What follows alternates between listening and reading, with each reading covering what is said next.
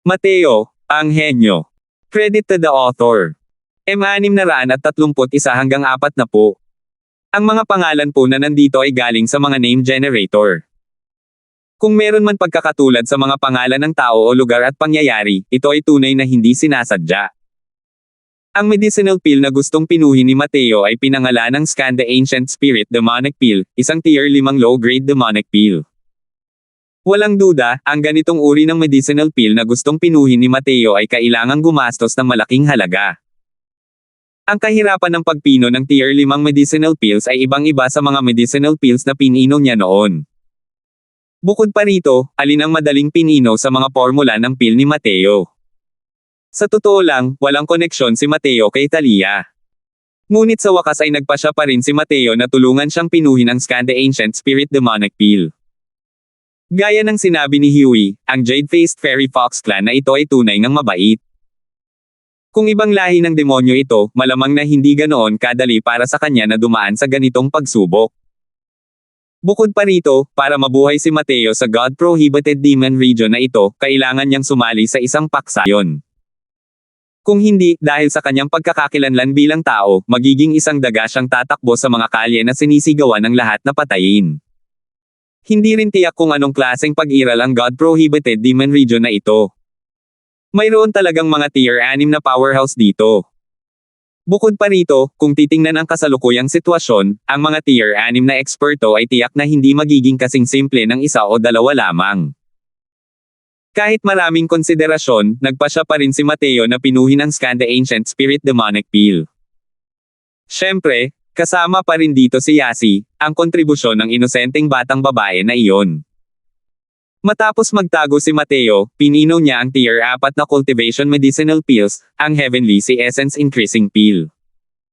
Sa kanyang paglalakbay, si Mateo ay talagang nakapag-imbak ng maraming tier 4 na spirit medicines. Sa pag-asa sa mga mapagkukunang mayroon, ang pagpino ng ilang Heavenly Sea Essence Increasing Pills ay higit pa sa sapat. Plano ni Mateo na gamitin ang 10 araw na ito para makaapekto sa second level Soul Sea. Bagamat mas makapal ang enerhiya ng kanyang esensya kumpara sa mga ordinaryong martial artist ngayon, ang pagnanais na pinuhin ang tier 5 medicinal pills ay medyo nahihirapan pa rin itong matugunan ang mga pangangailangan. Ang bahagyang pagtaas ay medyo mahirap.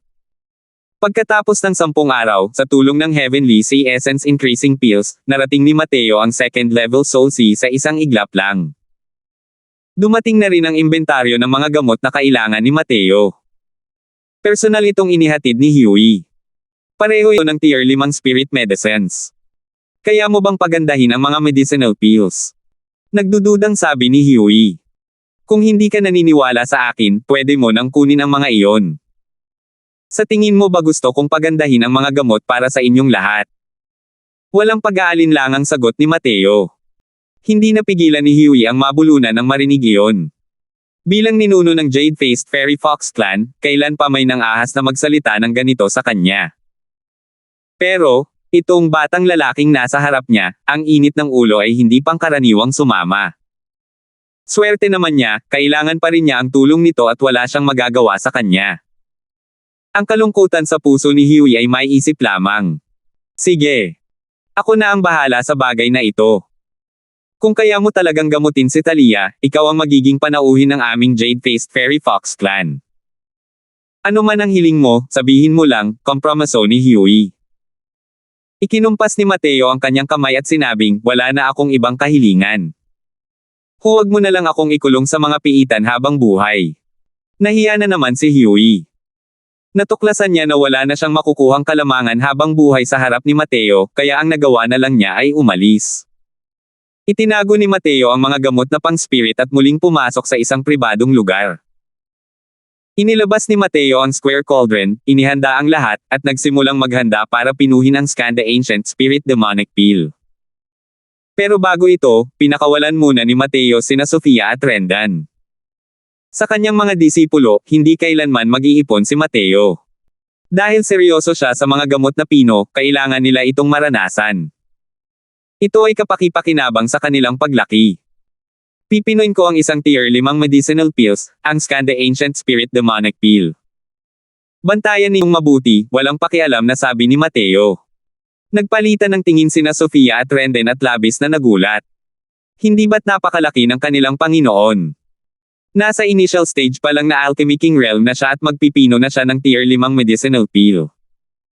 Hindi masyadong nagpaliwanag si Mateo at agad na sinimulang ayusin ang tableta.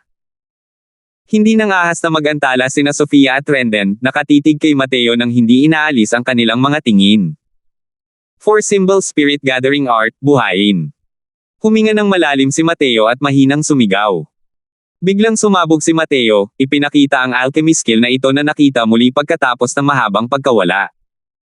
Ang 4 Symbol Spirit Gathering Art na ito ay hindi itinuturing na isang napakalalim na alchemy skill para kay Mateo. Ngunit para sa kanya ngayon, malaki pa rin ang pressure na ito. Kung hindi dahil sa dugo ng dragon na pinino ni Mateo at sa masiglang-sigla ng kanyang pisikal na katawan, baka hindi niya kayang tumagal pa roon. Gayunpaman, hindi rin ito tinalikuran ni Mateo. Habang nililinis ang tier 5 medicinal pills gamit ang kasalukuyan niyang cultivation realm, kailangan niyang gawin ang lahat ng makakaya niya. Noong nasa si Transformation Realm si Mateo, nakakailang talaga, dahil wala siyang paraan para makatawid sa mga realm para pinuhin ang tier 4 na medicinal pills. Dahil pagkatapos makarating sa si Transformation Realm, hindi gaanong tumaas ang soul force. Ang pag-refine ng tier 4 na medicinal pills ay katumbas na ng pagtawid sa dalawang pangunahing cultivation realm para mag-refine. Imposibleng-imposible ito. Ngunit sa kabila ng kanyang cultivation realm na nakarating sa Soul Sea realm at nalampasan ang Soul Tribulation, ang kanyang Divine Soul ay nagkaroon na ng qualitative jump. Kahit na ang kasalukuyang Soul Force ni Mateo ay peak initial stage Alchemy King realm lamang, mas makapal ito kumpara sa mga normal na tao. Dagdag pa sa kanyang mahuhulaan na kasanayan sa alchemy, posible kayang gawing mahiwagang bagay ang bulok at pinuhin ang isang tier 5 medicinal pill. Sa ilalim ng nagtatakang tingin ng dalawang disipulo, ang orihinal na hindi magkakaugnay na embryo ng medisina ay unti-unting namuo at nabuo. Guro, parang Diyos lang ang mga kasanayan sa alchemy na ito. Noong nasa Brown family pa ako dati, lagi kong iniisip na napakagaling ko na. Ngayon ko lang nalaman na hindi ko pa pala natutunan ang mga pangunahing kaalaman. Hindi nang ahas si Sofia na putulin si Mateo at ipinadala ang kanyang boses kay Renden. Tumanggaw si Renden at sinabing, isa talagang kahangahangang likhang sining. Wala talaga akong maisip na paraan para masanay ang mga kasanayan sa alchemy sa ganitong larangan. Pakiramdam ko, dahil sa aking likas na kakayahan, kung maglilinang pa ako ng 1,000 taon, hindi ko rin mararating ang antas ng master. Sa totoo lang, hindi rin natin kailangang maliitin ang ating mga kakayahan. Dahil sa kakayahan ni Master sa alchemy, ang kusang loob niyang pagtanggap sa atin mismo ay nagpapahiwatig na ng maraming problema. Marahil ay hindi natin mararating ang kanyang kaharian sa buong buhay natin. Ngunit kumpara sa ibang mga alchemist, mas malakas na tayo, sabi ni Sofia. Totoo yan. Sa panahong ito na pagsunod kay Master, ang aking mga kasanayan sa alchemy ay umunlad na ng may kamangha-manghang pag-unlad. Mayroon pa nga akong pakiramdam na hindi ako magiging mas malala pa kay Lolo kapag pinipino ko ang quasi tier 4 na medicinal pills ngayon. Sinundan ni Eugene si Celso sa pagpino ng mga tableta simula pagkabata at malinaw niyang nauunawaan ang mga pamantayan ni Celso. Kaya na niyang linangin ang isang tier 2 alchemy skill papunta sa legendary realm ngayon. Ang kanyang foundation skills ay alam na alam ng Diyos kung ilang beses na mas matibay kaysa dati. Pagbabagong kwantitatibo tungo sa kwalitatibong pagbabago. Ang kasalukuyang kasanayan sa alkemiya ni Renden ay hindi na maihahambing sa nakaraan. Bagamat isa pa rin siyang mataas na ranggong quasi-alchemy king ngayon, ibang-iba na ang antas niya kumpara dati. Iyon. Biglang may nakita si Sofia at muntik nang mapasigaw sa gulat. Mabuti na lang at mabilis na gumanti si Renden at dali-daling tinakpan ang bibig nito. Senior Apprentice Sister, gusto mo bang mamatay? Umabot na sa pinakamatinding panahon ang pill refinement ni Master. Kung sisigaw ka ng ganito, papatayin ka niya. Nababalot ng malamig na pawis ang noo ni Renden habang sinasabi niya ang kanyang boses. Sa totoo lang, ang gulat sa puso niya ay hindi mas mababa kaysa kay Sofia. Hindi lang siya napatalon at natarante tulad ni Sofia. Nang tumingin si Sofia kay Renden at tumanggo bilang senyales na naiintindihan niya, saka lang lumuwag ang kamay ni Renden. Iyon ay 4 Symbols Phantoms. Ginoo, talagang naglabas siya ng 4 symbols phantoms habang nagpipino siya ng mga table tasks. Sabi ni Sofia, na hindi makapaniwala. Sa oras na ito, sa apat na bearing ng square cauldron, apat na malabong multo ang unti-unting nabubuo. Ang apat na multo na ito ay walang iba kundi ang Azure Dragon, White Tiger, Vermilion Bird, at Wolf, ang apat na banal na halimaw. At sa kanila, ang Azure Dragon Phantom ang pinaka-natatangi. 632.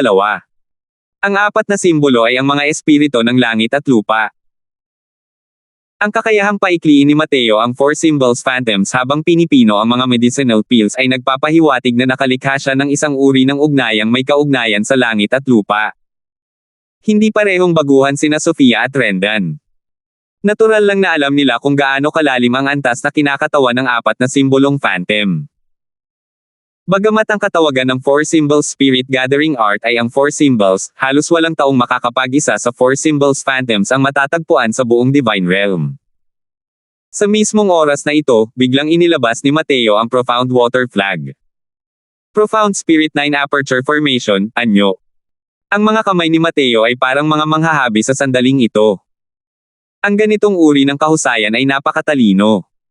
Subukan mong isipin, yukit ang isang array formation sa isang maliit na medicinal pill, gaano kabilis ang kailangan ng isang pares ng mga kamay para gawin iyon. Matagal nang nabighani sina Sofia at Rendan sa kanilang nakikita. Ang pagpipino ni Mateo sa paggamit ng pill sa pagkakataong ito ay muling nagpasigla sa kanilang pag-unawa sa landas ng alchemy. Pareho silang may nararamdaman ngayon, lumalabas na ganito pala kabilis maproseso ang mga gamot. Apat na simbolo na paikliin, anyong gamot na pampagaling. Paikliin para sa akin. Mahina ang sigaw ni Mateo. Ang 4 symbols phantoms ay nagpakawala ng sunod-sunod na mahihinang sigaw at lumubog sa Skanda Ancient Spirit Demonic Pill. Sa wakas, naayos na ang alikabok. Katulad ng pagtawid sa mga kaharian para sa pagpino ng mga gamot noon, si Mateo ay pagod na hanggang sa hindi na niya ito makayanan sa oras na ito. Dali-dali niyang ininom ang mga inihandang gamot at sinimulang ayusin ang kanyang paghinga. Sina Sofia at Rendan, silang dalawa, ay nakatayo pa rin doon na tulala at hindi agad bumalik sa kanilang katinoan. Ang epekto ng eksena habang kinukuha ni Mateo ang tabletang dala sa kanila ay talagang napakalakas. Dahil sina Sofia at Rendan, ang pagkakakilanlan ng dalawang tao, natural lang na nakita na nila ang mga eksperto sa Alchemy Sovereign na nagpipino ng mga tableta. Lalo na si Rendan. Sinusundan niya ang panig ni Celso simula pagkabata. Isa siyang tugatog ng eksperto sa Alchemy Sovereign. Pero ngayon lang sila nakakita ng kahit anong pagpipino ng tableta kung saan magiging ganito kalaki ang kaguluhan.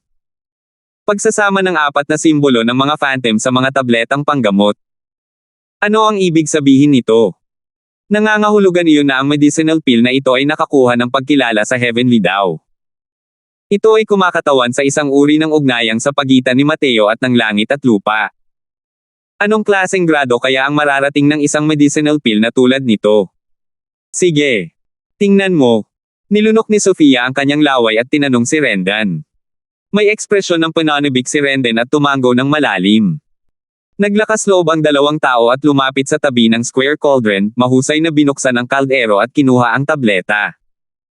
Nang makita nila ang kumikinang at napakinaw na parang kristal, walang anumang dumi na gamot sa jade tray, hindi nila sinasadyang muling huminga ng malalim.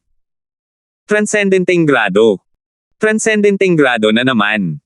Isang alchemist sa Alchemy King Realm ang talagang nakapagpino ng isang tier 5 transcendent grade medicinal pills. Isa lamang itong tagumpay na higit pa sa sinauna at modernong panahon. Pinalibutan ng dalawang tao ang gamot na iyon at naglakad ng paikot-ikot, na parang nakatingin sila sa isang likhang sining. Paminsan-minsan ay may mga tunog ng pagdila at mga buntong hininga ng paghanga na lumalabas sa kanilang mga bibig. Ang pagpipino sa pagkakataong ito, mayroon bang inspirasyon? Kasalukuyang nais ng dalawang tao na hiwain ang gamot nang biglang marinig ang boses ni Mateo sa tabi ng kanilang mga tainga. Natapos na ni Mateo ang pag-aayos ng kanyang paghinga dahil alam na ng Diyos kung kailan at nakatayo sa kanilang likuran. Nagulat si Rendan at dali-daling itinuwid ang kanyang katawan. Tumanggaw siya, nag-isip, at saka umiling. Guro, parang may naunawaan ako ng kaunti, pero parang wala akong naunawaan. Parang refleksyon ng buwan sa tubig, tapat na sabi ni Rendan. Ngumiti si Mateo at tumingin kay Sofia at sinabing, ikaw rin ba? Namula ang mukha ni Sofia, at tumango siya. Ang paraan ng pagsasabi nito ay parang pabaya kahit gaano pa ito pakinggan. Ang ibig sabihin ng hindi naunawaan ay hindi naunawaan. Nagkukunwari ba? Pero ngumiti si Mateo at sinabing, mababaw pa rin ang iyong pag-unawa sa landas ng alchemy.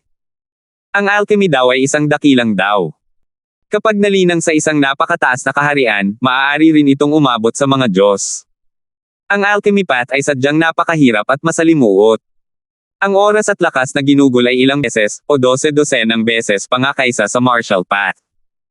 Kaya napakakaunti ng mga taong makakarating sa tuktok. Ang alchemy path at ang martial path ay pareho.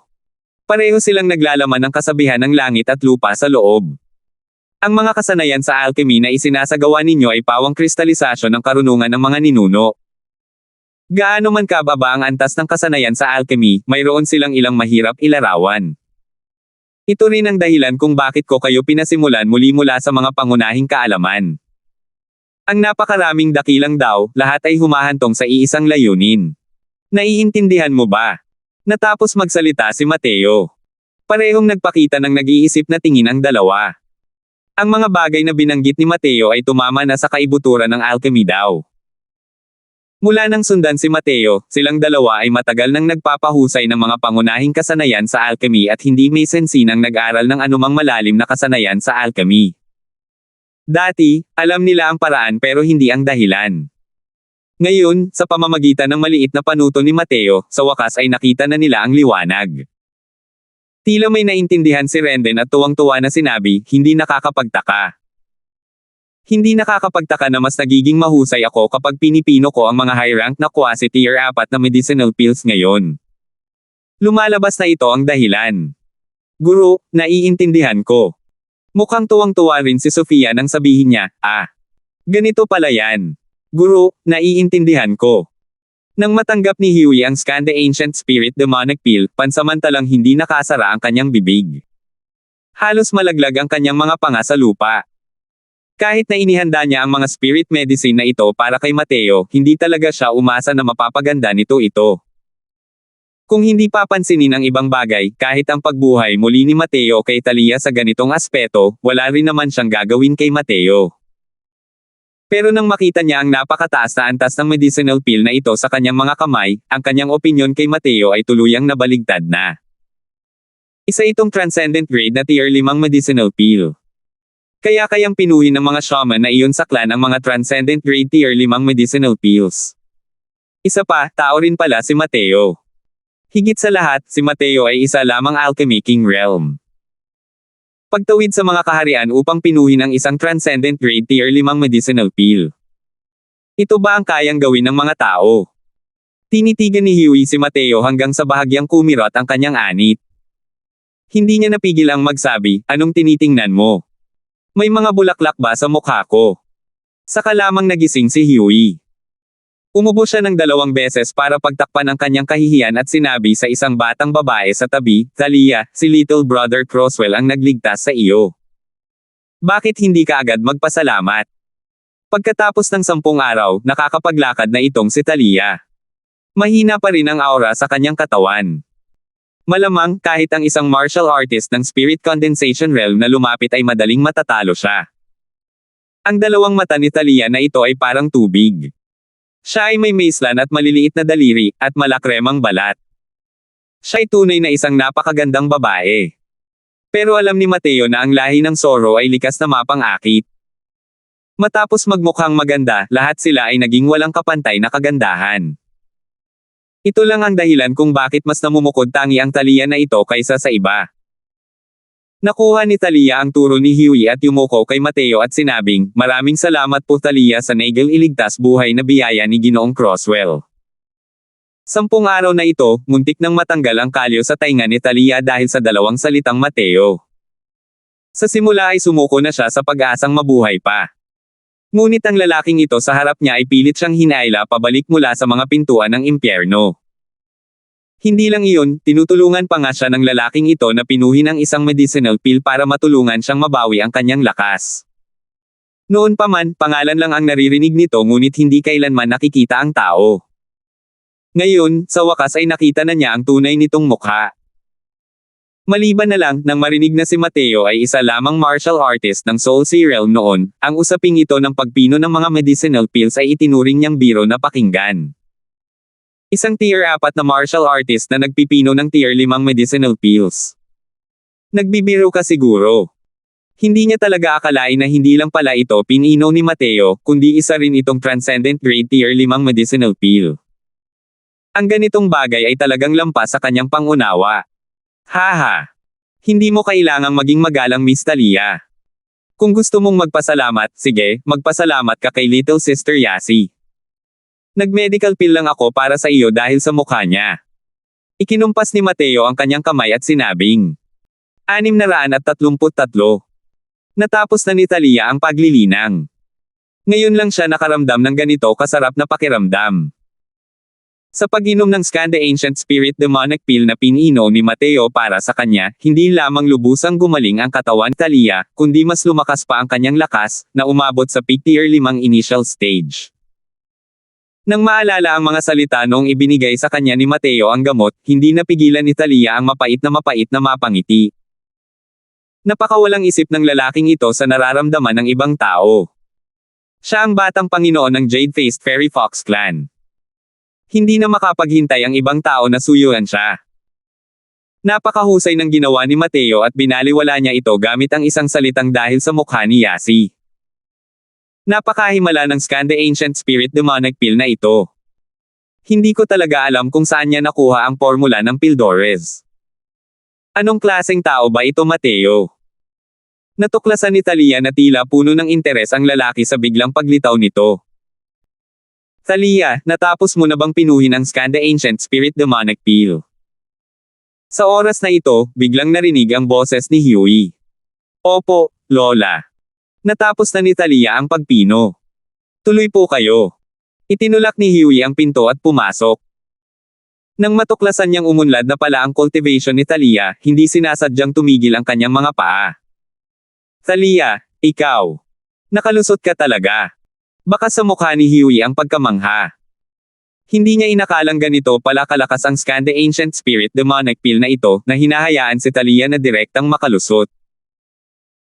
Mapait na ngiti ang sinabi ni Talia, ang buhay na ito ni Talia ay itinuturing na naibenta kay Ginoong Crosswell. Ilang beses na nagbago ang ekspresyon ni Huey, at sa wakas ay bumantong hininga siya ng malalim at sinabing, hindi ko talaga inaasahan na ang isang dayuhang tao na biglang pumasok sa teritoryo ng aking angkan ay naging tagapagligtas mo pala. Marahil, ito na ang kapalaran. Ang sinasabi ninyo, hayaan ninyong sabihin ko lang ng casual ang mga kondisyon. Tumingin si Mateo kay Huey at sinabing may ngiti na hindi naman talaga isang ngiti. Labis na naapektuhan si Huey sa inasal ni Mateo.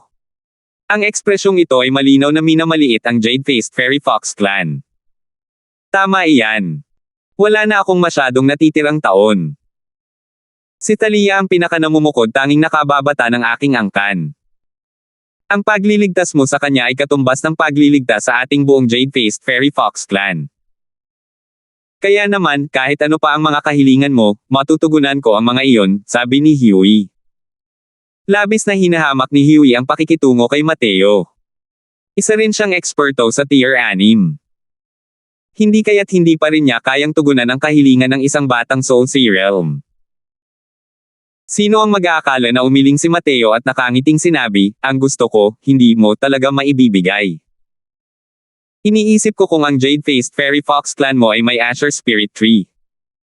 Nang marinig iyon ni Huey, hindi sinasadyang kumunat ang noo niya, Asher Spirit Tree. Pinagluloko mo ba ako? Ang Asher Spirit Tree ay isang spirit flora ng langit at lupa. Mahirap itong malaman kung nasaan ito. Saan ako makakahanap ng Asher Spirit Tree para sa iyo? Nagkibit balikat si Mateo at sinabing, alam mo, sabi ko hindi mo pwedeng tanggalin yan, di ba? Sa totoo lang, pagpasok ni Mateo sa kalaliman ng Endless Forest, bukod sa pag-iwas sa paghabol ni Leonard, mayroon pa ring layunin, na hanapin ang Asher Spirit Tree at maibsan ang sakit ng banal na kaluluwa ni Megan. Dahil unti-unting papalapit ang petsa ng 2 taon, halos hindi na kayang supulan ng mga halamang gamot na ginawa ni Mateo ang kanyang karamdaman. Kung hindi pa rin niya mahanap ang Asher Spirit Tree, ang buhay ni Megan ay malalagay sa panganib anumang oras. Malapit nang mawala ng malay si Huey nang biglang magsalita si Talia sa tabi, "Lola, huwag ka munang magalit." Hindi kaya nakalimutan ni Lola ang balitang ipinadala ng rehiyon ng Dongming mahigit 10 taon na ang nakalilipas. Bigla na lang sinabi ni Mateo at hindi niya akalain na may nangyari talaga. Hindi niya mapigil ang magtanong, "Anong balita? Sabihin mo agad." Natural lang na alam ni Mateo kung gaano kahirap hanapin ang Asher Spirit Tree. Kaya wala na siyang pag-asa. Ang Asher Spirit Tree ay isa sa mga espiritual na ugat ng langit at lupa. Simula nang ipanganak, mayroon na itong espiritualidad. Kapag lumaki na ito sa isang antas, maaari pa itong pumailang lang sa himpapawid at mag-tunnel sa ilalim ng lupa. Hindi mahuhulaan ang kinaroroonan nito at napakahirap hanapin. Sabi ni Talia, "Mr. Croswell, huwag kang mag-alala. Ang balitang ito ay mula pa noong 10 taon na ang nakalilipas. Hindi rin natin alam kung totoo o peke. Kalimutan mo na kung totoo o peke, sabihin mo agad kung tungkol saan yan." Pagmamakaawa ni Mateo. Tumanggaw si Talia at sinabing, 10 taon na ang nakalilipas, sa Moyan Mountain ng Dongming Region, ayon sa kwento, may nakakita na ng Asher Spirit Tree dati. Pero nasubaybayan ng taong iyon ang Asher Spirit Tree sa loob ng 3 araw at gabi at nawala pa rin ito sa huli. Nag-isip sandali si Mateo at sinabing, "Ito lang. Maaari mo bang sabihin ng mas detalyado?"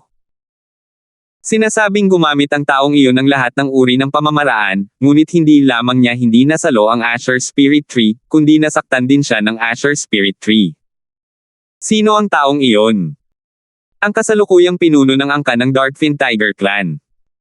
Nang mabanggit ang Darkfin Tiger Clan head na ito, ang mga salita ni Talia ay puno ng paghanga at paggalang. Napakalinaw, ang pinuno ng angkan na ito ay hindi isang taong madaling pakisamahan. Tumanggaw si Mateo nang marinig iyon at sinabing, "Sige, naiintindihan ko. Maraming salamat, Miss Talia. Gusto ba ni Ginoong Croswell na pumunta sa lungsod ng Dongming?" Biglang tanong ni Talia. Bakit?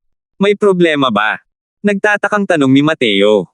Ang Darkfin Tiger Clan ay isa sa mga Panginoon ng buong God-prohibited Demon Region.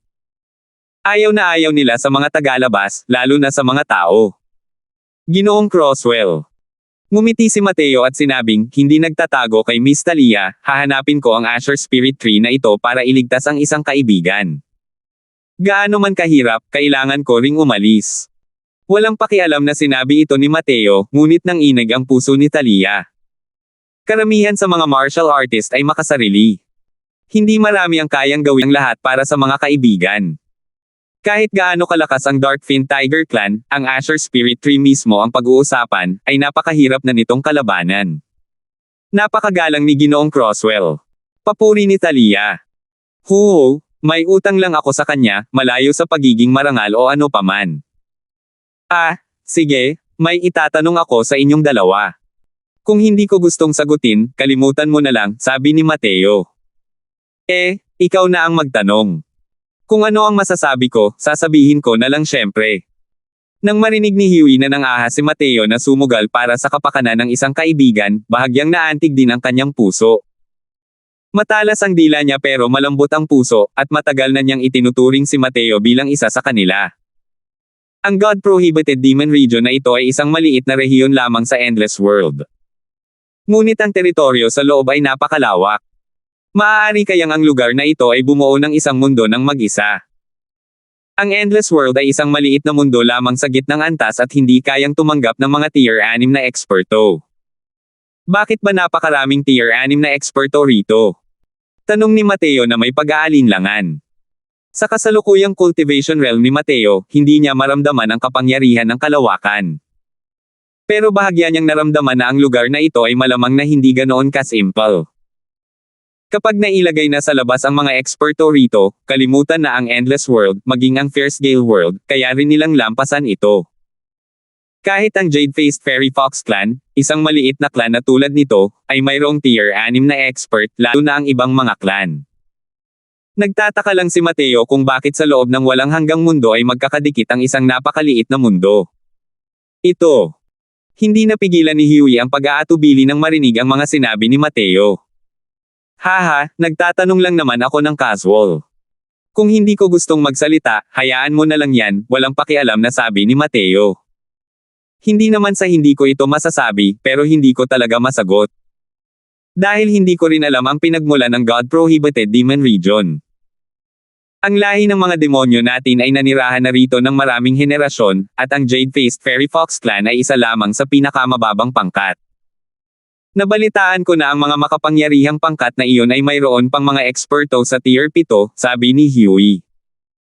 Kahit na isang Tier 6 na demonyo si Huey, isa lamang siyang nilalang na nasa pinakamababang baitang ng God-prohibited demon region.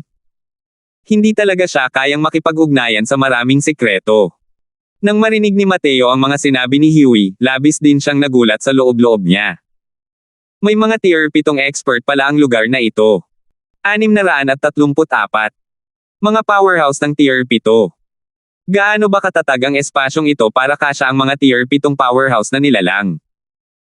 Kahit papaano, alam ni Mateo na bukod sa napakakaunting bilang ng ilang mga napakatatag na espesyal na mundo, imposibleng umiral ang mga Tier 7 expert sa lower realms.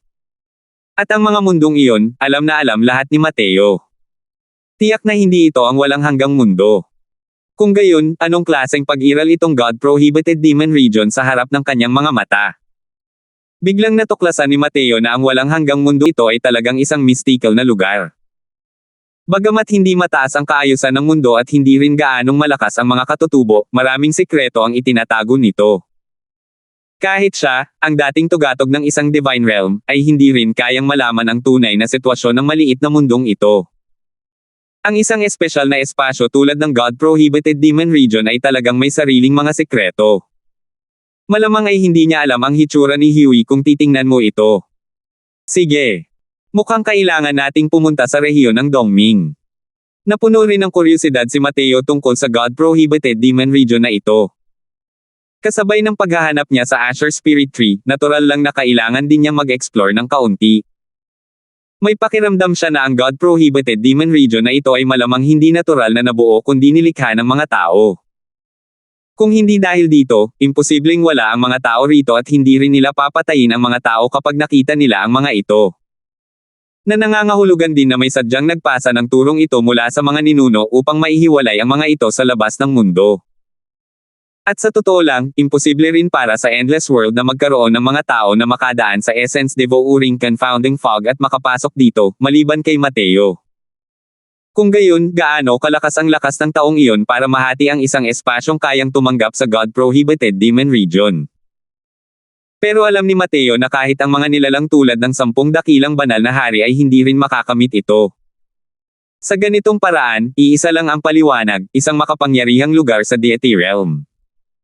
Tanging mga powerhouse ng Deity Realm lamang ang may lakas na hatiin ang isang espesyal na espasyo. Lahat ng bagay na may kinalaman sa Deity Realm, natural lang na interesado si Mateo. Para marating ang Deity Realm, kailangan mong tuklasin ang mga sikreto ng paglaho ng Deity Realm. At ang mga sikretong ito, hinanap ng napakaraming eksperto sa banal na kaharian sa loob ng maraming taon, ngunit walang sino man ang nakatuklas ng sikreto nito. Sinubukan din ni Mateo na umunawa ng kaunti sa nakaraan. Ngunit ang mga bagay na natuklasan niya sa kanyang nakaraang buhay ay hindi kasing dami ng buhay na ito. Kahit na ito ay ang Divine Script, o ang mahiwagang itim na bead, o ang Vast Heaven Pagoda, o kahit na ang God-prohibited demon region na ito, ang Endless World na ito ay tila konektado sa hindi mabilang na masalimuot na paraan sa Deity Realm. Ang kanyang muling pagkakatawang tao sa walang hanggang mundo, isa rin ba itong kaayusang itinakda ng langit? Natural lang na hindi alam ni Huey at Talia ang iniisip ni Mateo. Nang makitang sinabi ni Mateo na gusto niyang pumunta sa rehiyon ng Dongming, sinabi ni Huey, napakadelikado para sa iyo na pumunta sa rehiyon ng Dongming ng mag-isa. Kailangan pa rin ng matandang ito na kontrolin ang kuta sa angkan at hindi siya komportableng sumama sa iyo. Dahil iniligtas mo si Talia, hayaan mo siyang sumunod sa iyo. Kahit papaano ay maaari rin siyang maging gabay para sa iyo. Tumanggaw si Mateo at sinabing, dahil ganoon nga, maraming salamat, matandang ninuno. Hindi tumanggi si Mateo. Sa rehiyon na ipinagbabawal ng Diyos na demonyo, bulag siya sa sitwasyon, at talagang kailangan niya ng gabay. Kung maglalakad siya ng mag-isa, sino ang nakakaalam kung gaano kalayo ang hindi kinakailangang lalakarin niya? Kasalukuyang nag-uusap ang tatlong tao nang tumakbo papasok si Yasi na natatarantang pumasok at nagmamadaling nagsabi, matandang ninuno, hindi magaling, hindi magaling. Nag-away sina Ate Elsa at ang mga tao ng Dark Shadow Lightning Snake Clan, at nasugatan sila. Biglang nagbago ang ekspresyon ng mukha ni Thalia, at sinabi niya, ano? Anong nangyari? Bakit naman makikipag-away si Elsa sa Dark Shadow Lightning Snake Clan nang walang dahilan?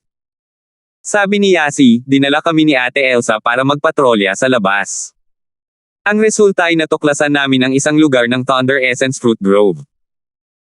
Maliban na lang, ang bahaging iyon ng Thunder Essence Fruit Grove ay matatagpuan mismo sa hangganan ng aming lupain at ng hangganan ng Dark Shadow Lightning Snake Clan, at natuklasan din nila ang taniman ng prutas na iyon, kung Papa Lauren.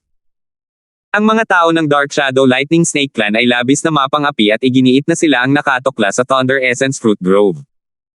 Mariing nakipagtalo si Ate Elsa sa makatarungang dahilan, sa huli. Sa huli, natural lang na nasugatan siya. Nakinig ng mabuti si Mateo sa tabi at alam niyang mangyayari rin ang resultang ito. Dahil sa personalidad ni Elsa, tiyak na magkakaroon ng tunggalian sa Dark Shadow Lightning Snake Clan. Gayunpaman, nang marinig ni Mateo ang tatlong salita ng Thunder Essence Fruit, hindi sinasadyang nagliwanag din ang kanyang mga mata. Ang Thunder Essence Fruit na ito ay isang pambihirang bagay. Taglay nito ang kapangyarihan ng kidlat at kayang tumulong sa mga martial artist na malinang ang konsepto ng Thunder. Ang hindi kapani-paniwalang aspeto ng Thunder Essence Fruit na ito ay hindi ito nangangailangan ng pag-unawa. Kailangan lang itong lunukin ng direkta at pinuhin, at maaari nitong hayaan ang kanilang essence energy na magdala ng konsepto ng Thunder. Isang spirit fruit na lubos na sumusuway sa langit at lupa. Isipin na pagpasok niya sa God-prohibited demon region, nakatagpo siya ng napakalaking kayamanan. Kayamanan ng langit at lupa, makukuha ng mga nakatadhana. Simula nang marinig ni Mateo ang tungkol dito, natural na imposible para sa kanya na ituring ito na parang hindi niya nakita. Siyempre, kahit hindi dahil sa Thunder Essence Fruit na ito, hindi rin naman siguro tatalikuran ni Mateo ang mga bagay-bagay tungkol sa Jade-Faced Fairy Fox Clan. Itong grupo ng mga galit at masasamang ahas. Ang alam lang nila ay apihin tayo buong araw. Kung may kakayahan sila, supalan mo ang mga Blackwind Demonic Wolves. Pagalit na sabi ni Thalia.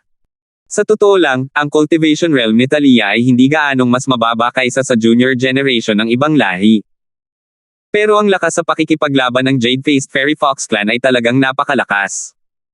Kung ikukumpara, ang lakas ng pakikipaglaban ng lahi ng ahas at lahi ng lobo ay lubhang nakakatakot. Galit din si Yasi nang sabihin niya, ang alam lang ng Dark Shadow Lightning Snake Clan ay kung paano sunggaban ang Blackwind Demonic Wolves Clan. Paano nila nagawang maging arrogant sa kanila? Biglang nagsalita si Mateo kay Huey, matandang ninuno na si Huey, naapi na sila hanggang sa pintuan mo, hindi ka ba kikilos?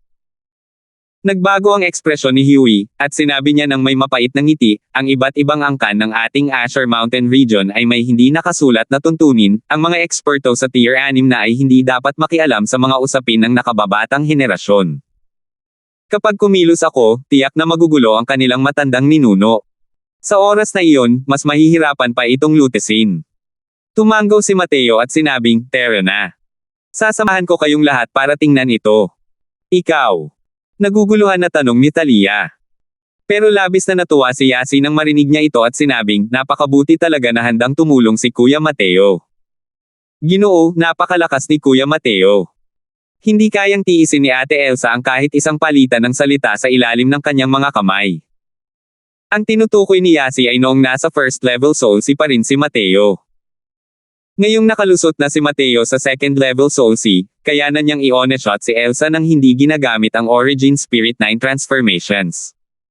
Hindi napigilan ni Thalia na magulat nang marinig iyon. Hindi niya talaga alam na ang lakas ni Mateo sa martial path ay talagang napakalakas. Nitong mga nakaraang araw, matagal na niyang naririnig kung gaano kahanga-hanga ang pill refinement ni Mateo, at kung gaano kagaling ang kanyang mga kasanayang medikal. Ngunit ang cultivation boundary ni Mateo sa Soul Sea Realm ay nagparamdam sa kanya na hindi sapat si Mateo. Hindi ko akalain na ang lakas ng pakikipaglaban ni Mateo ay talagang napakalakas. Sa pangunguna ni Yasi, nakarating agad ang grupo ni Mateo sa Thunder Essence Fruit Grove na iyon. Sa malayong malayo, nararamdaman na ni Mateo ang lakas ng kulog at kidlat na nagmumula sa loob ng taniman ng prutas. Sa labas ng taniman ng prutas, dalawang grupo ang kasalukuyang magkaharap. Sila ay ang Dark Shadow Lightning Snake Clan at ang Jade-Faced Fairy Fox Clan. Si Thalia ay nabugbog na at nasugatan ng husto ni Young Lord Wolffang. Elsa, ikaw na ang pinakamalakas na tao sa iyong angkan. Ngayon lang, palihim na nakatakas ang dalagang iyon. Maaari pa rin kaya siyang magdala ng anumang malalakas na reinforcement. Maaari kayang tinawag niya si Huey para pagsabihan ang matandang iyon. Hey hey, sabi ng isang binata na nakaitim na may malamig na ngiti. Berlin, huwag kang maging mapangahas. Para sabihin ko sa iyo, ang batang Panginoon ay nakapagpagamot na ng isang eksperto at nakabawi na ng kanyang lakas ngayon. Hinawakan ni Elsa ang kanyang sugat at sinabing, hahaha. Kumikilos na ang batang Panginoong Wolffang, mabuti na lang kung makakaligtas ang babaeng iyon kay Thalia. Kung hindi mo pa sasabihing malubha ang sugat ni Thalia, kahit na maayos lang siya, matatalo ko pa rin siya kung pupunta siya. Mayabang na sabi ni Berlin. Ganoon ba? Nagbago at hamarang ang aura ni Thalia sa harap ni Elsa. 635. Bata, Panginoon. Nang makita ni Elsa at ng iba pang miyembro ng angkan ng Zorro si Thalia, tuwang-tuwa silang lahat. Lumingon si Thalia at binigyan si Elsa ng magaan ng ngiti at sinabing, mahirap para sa iyo, Elsa. Iwan mo na sa akin ang iba. Punong-puno ng mga sugat si Elsa, at mukhang napakalungkot. Pero nakalimutan niya ang kanyang mga pinsala sa oras na ito at namangha, Young Lord, nakalusot ka talaga. Nakangiting sabi ni Thalia, lahat ng ito ay dahil sa gamot ni Ginoong Crosswell. Pagkatapos magsalita, lumingon si Thalia, at nagbago ang kanyang mukha sa isang malamig na anyo at sinabing, Berlin, hindi ba't sinabi mo kanina na kahit pumunta ako, matatalo mo rin akong kalaban? Ngayong nandito na ako, bakit hindi mo ako subukang talunin? Si Berlin ang pangalawang pinakamalakas na tao sa Dark Shadow Lightning Snake Clan at orihinal na halos kapareho ni Thalia. Kung talagang nagpalitan sila ng suntok, malamang na hindi si Thalia ang kanyang katapat. Hindi niya talaga akalain na nakamit ni Thalia ang isang tagumpay at naabot ang peak initial stage tier 5. Pero nasabi na niya ang mga sinabi niya kanina. Sa pagkakataong ito, hindi magandang bawiin ang mga ito kahit anong mangyari. Napatigas na lang niya ang kanyang anit at sinabing, humph. Isang maliit na angkan ng Zorro ang nangahas na maging arrogant sa harap ng aming Dark Shadow Lightning Snake Clan. Ako ang nagsabi ng mga salitang iyon. Anong magagawa mo sa akin? Dahil sinabi mo na, papalunan kita pabalik.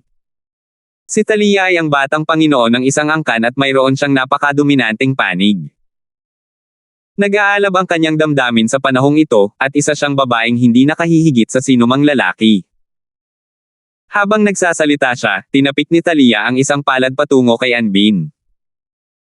Malinaw na hindi papayag si Berlin na mahuli siya nang hindi lumalaban, kaya nakipag-away siya kay Thalia. Hindi gaanong halata ang pagkakaiba sa pagitan ng mga cultivation realm ng lahing demonyo. Kahit na nakamit ni Thalia ang isang tagumpay, ang pagnanais na pabagsakin si Anbin sa loob ng maikling panahon, hindi iyon posible. Pawis na pawis si Elsa. Ngayon lang, pilit siyang kumakapit. Pagdating ni Thalia, hindi na niya magawang magtiis.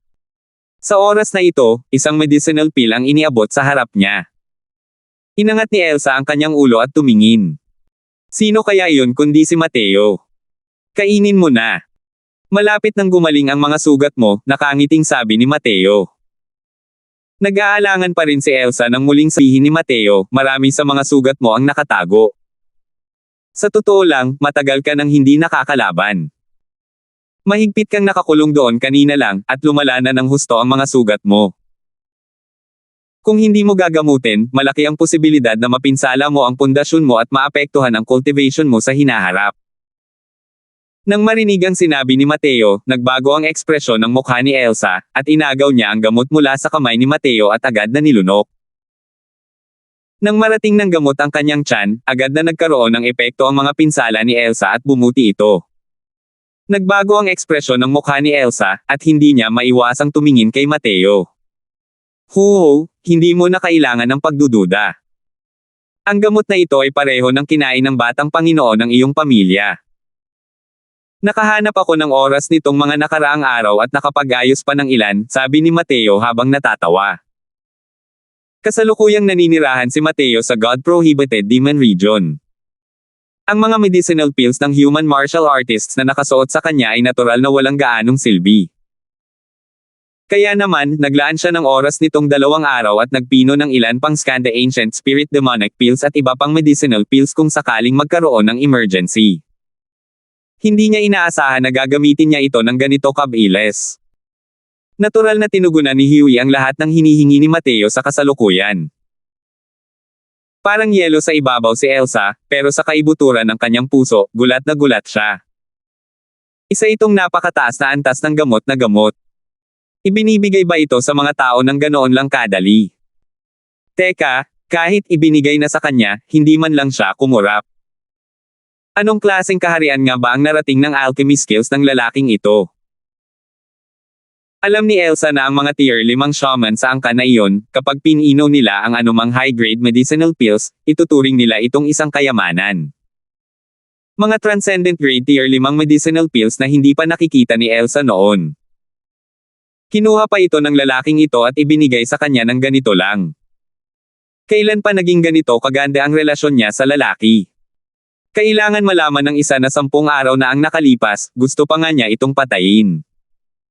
Tumingin si Mateo kay Elsa at sinabing may malamig na ngiti, hindi mo kailangang tumingin sa akin ng ganyan. Sa totoo lang, ginamo ko lang ang mga sugat mo dahil sa mukha ni Little Sister Yasi. Sa tingin ko, kung mamamatay ka, siguradong iiyak siya ng labis sa sakit ng puso. Dumilim ang ekspresyon ni Elsa, at muntik na siyang mabaliw sa pinangyarihan ngunit pinigilan siya ni Yasi. Namumula ang maliit na mukha ni Yasi. Narinig niya ang lahat ng mga sinabi niya kanina. Namumula niyang sinabi kay Elsa, nagbibiro lang si Kuya Mateo sa'yo, hindi mo pa ba alam? Napakahalagang gamot, paano niya ito maibibigay sa'yo dahil sa mukha ko? Pero natatawang sabi ni Mateo, hey, Ate Yasi, huwag kang masyadong magpakumbaba. Kung hindi lang dahil sa mukha mo, mas gugustuhin ko pang patayin kayong 3 noon, at saka na lang maglibot sa mundo. Kalimutan mo na si Elsa, kahit tinulungan mo pa ang batang Panginoon ng pamilya mo sa pagpino ng mga gamot, isinasaalang-alang ko rin ang mukha mo. Bagamat hindi lang dahil sa mukha mo ang pagbibigay kay Elsa ng gamot, kalahati rin iyon ang dahilan. Kung sino man ang ituring kong kaibigan ni Mateo, natural lang natutulungan ko siya.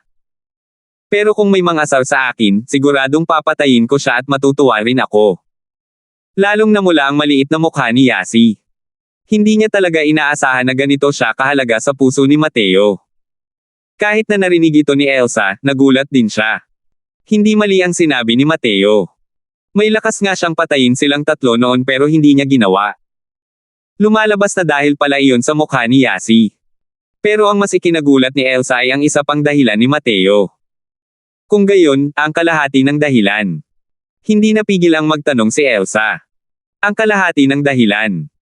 Kaya mong lumaban hanggang sa dulo para sa iyong angkan, ang katapangan na ito ay karapat-dapat sa aking paggalang. Mukhang hindi ka rin naman kasing hindi makatwiran gaya ng inaakala ko, nakangiting sabi ni Mateo. Nang marinig ni Elsa ang mga salitang ito, hindi sinasadyang namula ang kanyang mukha. Hindi niya inakalang ang pagbibigay sa kanya ni Mateo ng napakahalagang gamot ay para lamang sa ganitong uri ng dahilan. At sa sandaling iyon, ang labanan ni Natalia at Berlin ay umabot na sa isang matinding init. Naakit din ang atensyon ni Elsa at Yasi sa mga sigaw ng digmaan doon. Relax ka lang. Ang batang Panginoon ng pamilya mo ang may hawak ng buong kusa. Malapit na nilang matukoy kung sino ang mananalo, malamig na sabi ni Mateo. Sa totoo lang, nakilala na ni Mateo ang mananalo hindi pa natatagalan matapos maglaban ang dalawa. Kaya naman mahinahon niyang kinausap ang 2 babae. Tuwang-tuwa rin sina Elsa at Yasi nang marinig nila ang mga sinabi ni Mateo. Tuwing nga, sa inaasahan ni Mateo, pagkatapos ng 10 galaw, ang kalamangan ni Talia ay lalong nagiging halata, pinipilit si Berlin hanggang sa makaramdam siya ng pagkairita. Lumipas ang 10 galaw pa. Nasalo ni Talia ang isa sa kapabayaan ni. At dumiretso sa target, pinalo si Berlin gamit ang isang palad. Anbin, tingnan mo kung maglalakas loob ka pa ring kumilos ng ligaw sa teritoryo ng aking angkan. Dali, isama mo ang iyong mga tauhan at ibalik mo ako. Ang karamihan sa Thunder Essence Fruit Grove na ito ay nasa teritoryo ng ating Jade-Faced Fairy Fox Clan. Kahit na gusto ninyo, ang bahagi mo lang ang pinahihintulutang kunin. Marilag na sabi ni Thalia. Nakaramdam si Thalia ng pagdakila sa oras na ito. Noon pa man ay medyo mahina na siya kaysa kay Berlin. Dahil dito, hindi makatayo ng mataas ang mga ulo ng Jade-Faced Fairy Fox Clan. Kahit ang pinakamalakas na tao sa isang angkan ay hindi kayang talunin ang pangalawang pinakamalakas na tao ng ibang tao. Nakakahiya talaga ito. Siyempre, maliit na bagay lang ang pagkawala ng pangalan. Malaking isyu ang palaging pang-aapi ng mga tao. Sa pagkakataong ito, hiniram niya ang medicinal pill ni Mateo at sinamantala ang pagkakataon para makapag-breakthrough, at sa wakas ay nalampasan na niya si Berlin. Sino ang mag-aakala na si Berlin ay hindi natinag at malakas na tumawa? Thalia, hindi mo naman siguro iniisip na sa pagkatalo mo sa akin ay magiging maayos ang lahat, di ba? Para sabihin ko sa iyo, matagal na naming ipinaalam kay Young Lord Anton. Makakarating din siya maya-maya. Sa oras na iyon, titignan ko kung maglalakas loob ka pa ring magsalita ng ganito o hindi. Dito sa bahaging ito ng Thunder Essence Fruit Grove, determinado ang ating Dark Shadow Lightning Snake Clan. Nang lumabas ang mga salitang ito, ang ekspresyon ng panig ng Jade-Faced Fairy Fox Clan ay lubhang nagbago. 636. Si Anton, ang batang Panginoon ng Dark Shadow Lightning Snake Clan, ay isa rin sa pinakamalakas na tao sa kabataang henerasyon. Natural lang na alam ni Thalia na kahit makalusot siya, hindi rin siya maaaring maging katapat ni Anton. Hahaha. Natatakot ka, di ba? Dahil lang sa kaunting lakas mo, gusto mo ring sakupin ang Thunder Essence Fruit Grove. Likas na nililinang ng ating Dark Shadow Lightning Snake Clan ang kapangyarihan ng kulog at kidlat. Ang pagkuha ng mga Thunder Essence Fruit na ito ay parang pagdagdag ng mga pakpak sa isang tigre. May grupo rin ng maliliit na Zoro na nangangarap na makakuha ng bahagi ng Thunder Essence Fruits. Mayabang na sabi ni Berlin. Ilang beses na nagbago ang ekspresyon ng mukha ni Thalia pero hindi niya alam kung paano siya sisigot. Mas partikular pa sa mundo ng lahing demonyo ang pagiging biktima bilang pagkain at ang malakas na piging. Kung sino ang mas malakas ang lakas, sila ang magiging boss. Mahina ang Jade-Faced Fairy Fox Clan. Kahit na ang Thunder Essence Fruit Grove na ito ay ganap na nasa kanilang teritoryo, hindi rin sila bibigyan ng kahit kaunting pagkakataon ng Dark Shadow Lightning Snake Clan. Maliban na lang kung noong natuklasan ng Jade-Faced Fairy Fox Clan ang bahaging ito ng Thunder Essence Fruit Grove at hindi ito natuklasan ng Dark Shadow Lightning Snake Clan. Sa ganitong sitwasyon ngayon, napakahirap para sa kanila na gustuhing makibahagi sa mga nasamsam. Nang makita ang ekspresyon ni Thalia, mas lalong nagmalaki si Berlin. Gumapang palapit ng may ungol, hindi rin niya alintana ang mga pinsala sa kanyang katawan at inutusan ang kanyang mga kasama, kayong ilan, maglagay ng babala para sa akin. Gusto kong makita kung talagang maglalakas loob ang maliliit na Zoro na ito na pukawin ang ating Dark Shadow Lightning Snake Clan o hindi. Opo, Panginoong Berlin. Haha, tunay nga, ang langit ay nakabantay. Isang bahagi ng Thunder Essence Fruit Grove ang talagang lumitaw dito. Sa Thunder Essence Fruit Grove na ito, tiyak na mas lalakas pa ang lakas ni Young Lord Anton. Hindi magtatagal, maaaring mahabol, o malampasan pa nga ng lakas ni Young Lord Anton ang kay Wolfang. Sa oras na iyon, ito na ang pagkakataon para tunay na bumangon ang aking Dark Shadow Lightning Snake Clan. Tila nakita na ni Berlin ang araw na nag-alsa ang angkan, medyo nang inig ang kanyang mukha sa tuwa. Hey, hindi pa ba kayo aalis, mga maliliit na Zoro na ito? Kapag dumating ang batang Panginoong Anton, malamang na hindi ganoon kadali kahit na gusto ninyong lahat na umalis. Natatawang sabi ni Berlin. Ang ekspresyon sa mukha ni Thalia ay napakapangit. Ang Thunder Essence Fruit Grove na ito ay nasasakupan ng Jade-Faced Fairy Fox Clan. Maaari kayang sumuko na lang sila. Paano siya magiging handa? Nakakuyom din ng mahigpit ang maliliit na kamao ni Yasi habang sinasabi niya ito ng may galit na tingin, napakawalang katwiran ng grupo ng mga taong ito. Malinaw na nasa teritoryo natin ang Thunder Essence Fruit Grove na ito. Gusto talaga nilang sakupin ito bilang sarili nila. Ayos lang kung apihin nila tayo ng normal. Pero napakaswerte nila, hindi talaga nila tayo binibigyan kahit kaunti. Lihim na napangiti si Mateo sa kanyang puso. Napaka-inosente talaga ng batang babaeng ito na si Yasi. Thunder Essence Fruit, sa maswerteng pagkakataong ito, kalimutan mo na nasa lahi ito ng mga demonyo, kahit na lumitaw ito sa mga martial artist na tao, imposible ring makipag-usap sa iyo ng katwiran. Kung sino ang malaki ang kamao, kung sino ang makakakuha ng bahagi sa samsam. Kung wala kang lakas, pasensya na, pumunta ka sa isang tabi at maglaro. Hindi rin gaanong magagamit ng mga eksperto sa Tier 6 ang Thunder Essence Fruit na ito. Kung hindi, paano makakaupo ng tahimik ang mga matatanda sa dalawang angkan? Pero ang Thunder Essence Fruit para sa mga martial artist na nasa Tier 5 pababa ay talagang isang kayamanang hindi kayang abutin ng langit.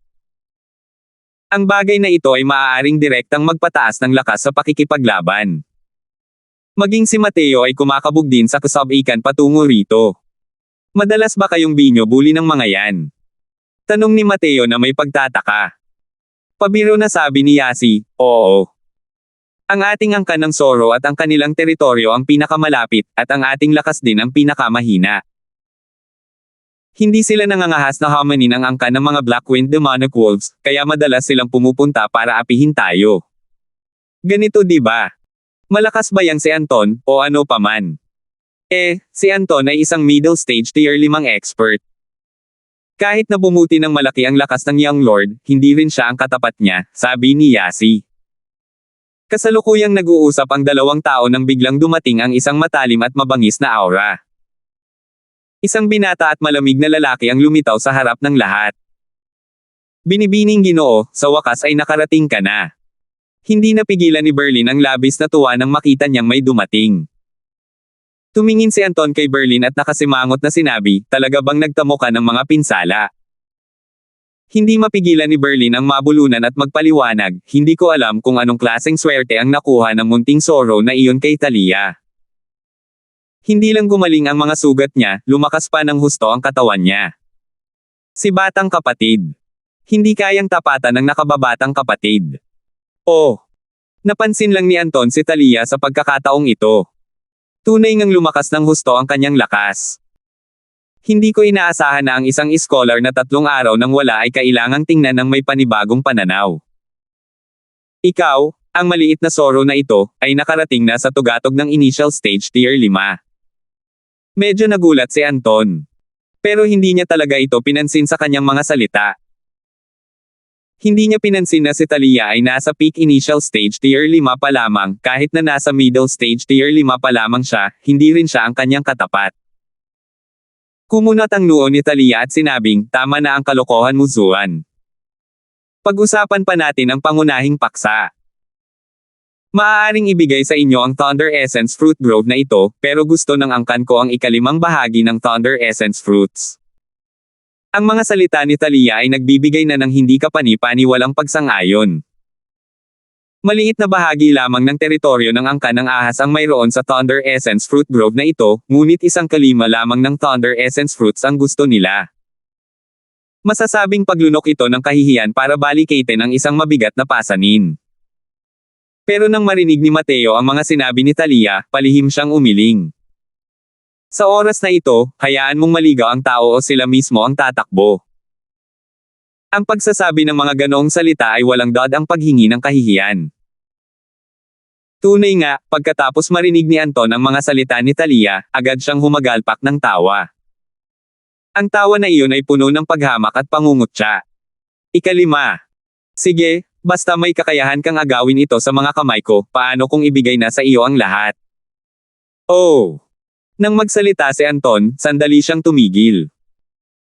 Nang marinig ito ni Thalia, akala pa rin niya ay may plano si Anton na magbigay ng mga kondisyon at hindi niya mapigil ang magtanong, o ano? Biglang nagbago ang ekspresyon ni Anton at tumawa ng malaswa, o kaya naman, ikaw ang maging aking kerida.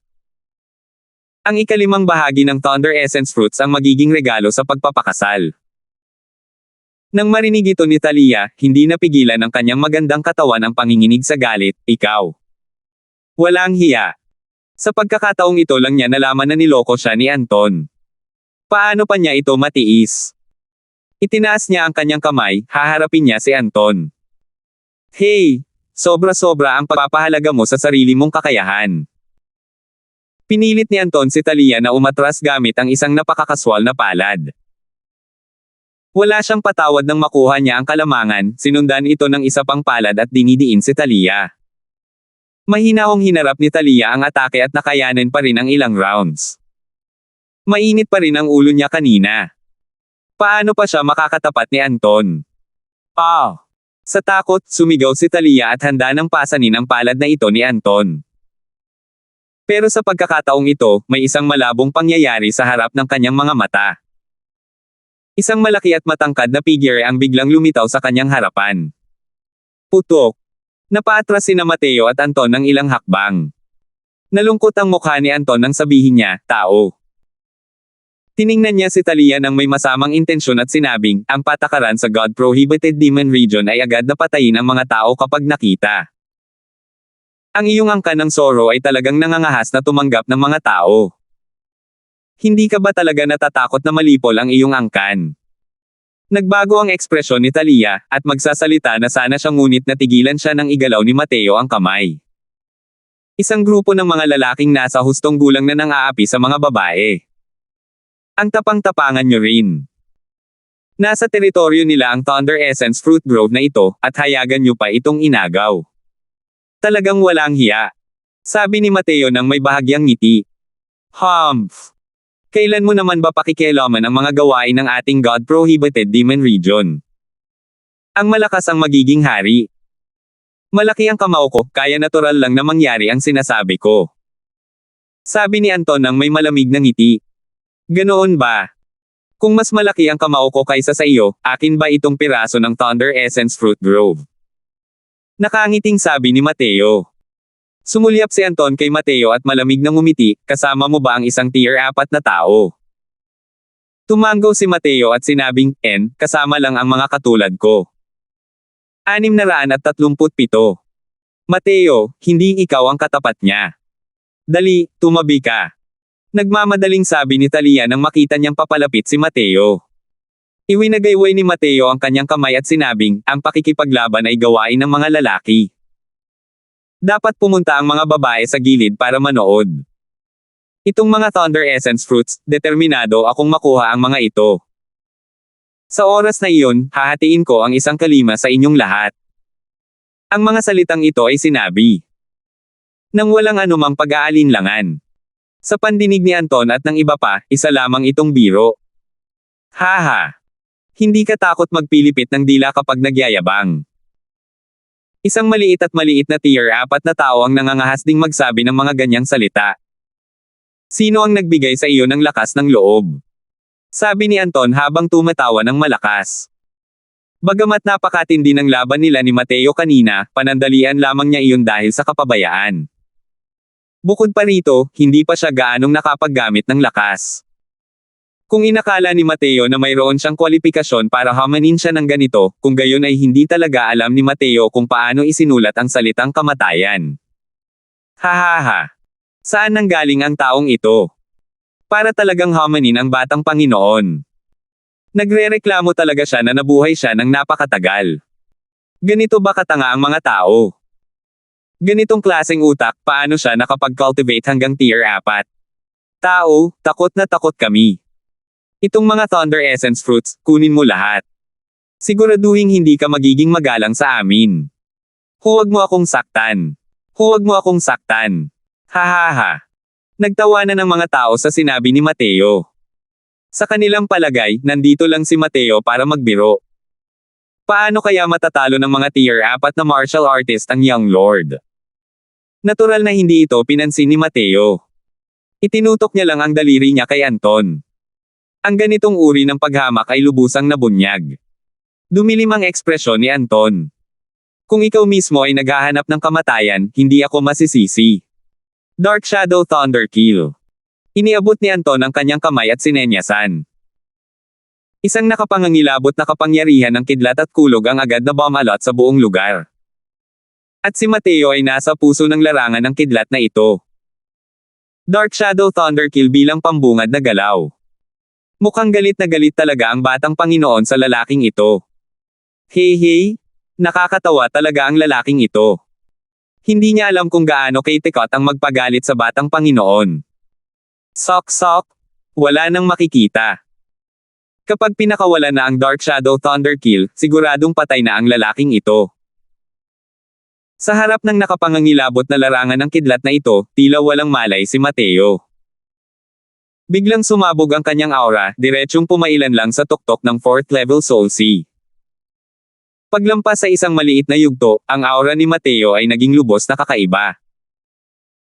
Nakanganga ang mga miyembro ng Dark Shadow Lightning Snake Clan na kanina pa nangungutya kay Mateo ng mga sandaling iyon. Ang kasalukuyang aura ni Mateo ay hindi naman talaga mas mababa kay Anton. Pang-aapi sa lahi ng dragon.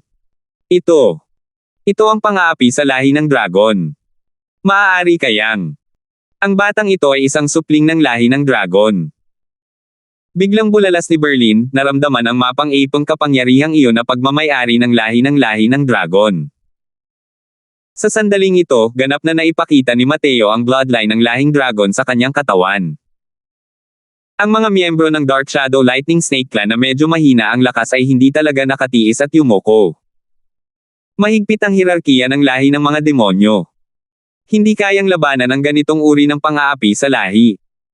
Hindi na kailangan pang sabihin ni Berlin, natural lang na matagal na itong naunawaan ni Anton. Ang pressure ng dragon na pinakawalan ni Mateo ay talagang nagparamdam sa kanya na parang nawawala ng kontrol ang malademonyong diwa sa katawan niya. Kung hindi lang dahil sa lakas niya na mas mataas kaysa kay Mateo, malamang ay sumunod na siya sa iba sa oras na ito at yumoko. Ito talaga ang pinakapurong lahi ng dragon.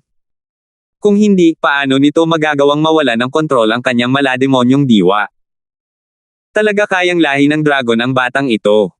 Pero, ang batang ito ay walang anumang bakas ng demonyo mula ulo hanggang paa. Nang makita ang eksenang ito, namula ang maliit na mukha ni Yasi sa pagkabalisa. Para itong isang hinog na pulang maliit na mansanas.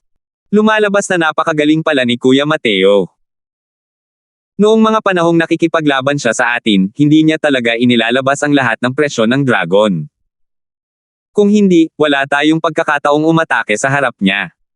Balisang sabi ni Yasi. Sa tabi niya, nagulat din si Elsa. Ngayon niya lang nalaman kung gaano kalakas ang lakas ni Mateo. Dahil lang sa pressure ng dragon na ito, kahit gaano pa kalakas ang isang demonyo, hindi niya kayang lumaban. Ito. Mateo, tao ba siya o demonyo? Hindi namamalayang sinimulang tanungin ni Talia ang mga mata niya. Masyadong puro ang pressure ng dragon na ipinakita ni Mateo. Kung ang pressure na ito ng dragon ay ilalabas patungo sa angkan ng Zoro, hindi nila ito makakayanan.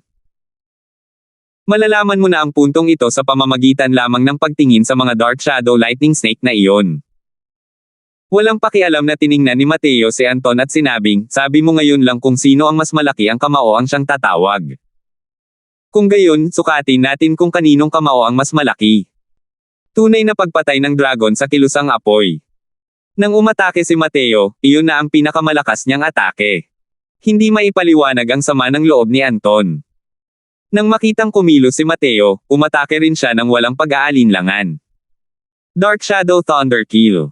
Pigilan mo ako. Umungol si Anton.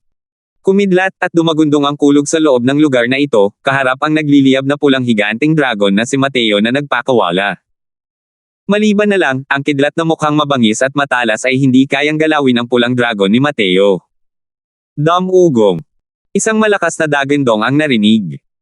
Agad na samuka ng dugo si Anton dahil sa pambubugbog at malubhang na sugatan. Bata, Panginoon. Bata, Ginoo, ayos lang po ba kayo? Dahil naubos na ang isang galaw, ang presyon ng dragon sa katawan ni Mateo ay nagtagpo kasunod nito, bago pa man makabawi ang mga Dark Shadow Lightning Snake na iyon. Sa isang atake lang, malubhang nasugatan na si Anton at hindi na kayang lumaban pa. Ang mga matang tinitignan niya si Mateo ay puno ng puot at takot. Talagang binugbog siya ng tier 4 na martial artist na ito hanggang sa malubha ang kanyang mga pinsala.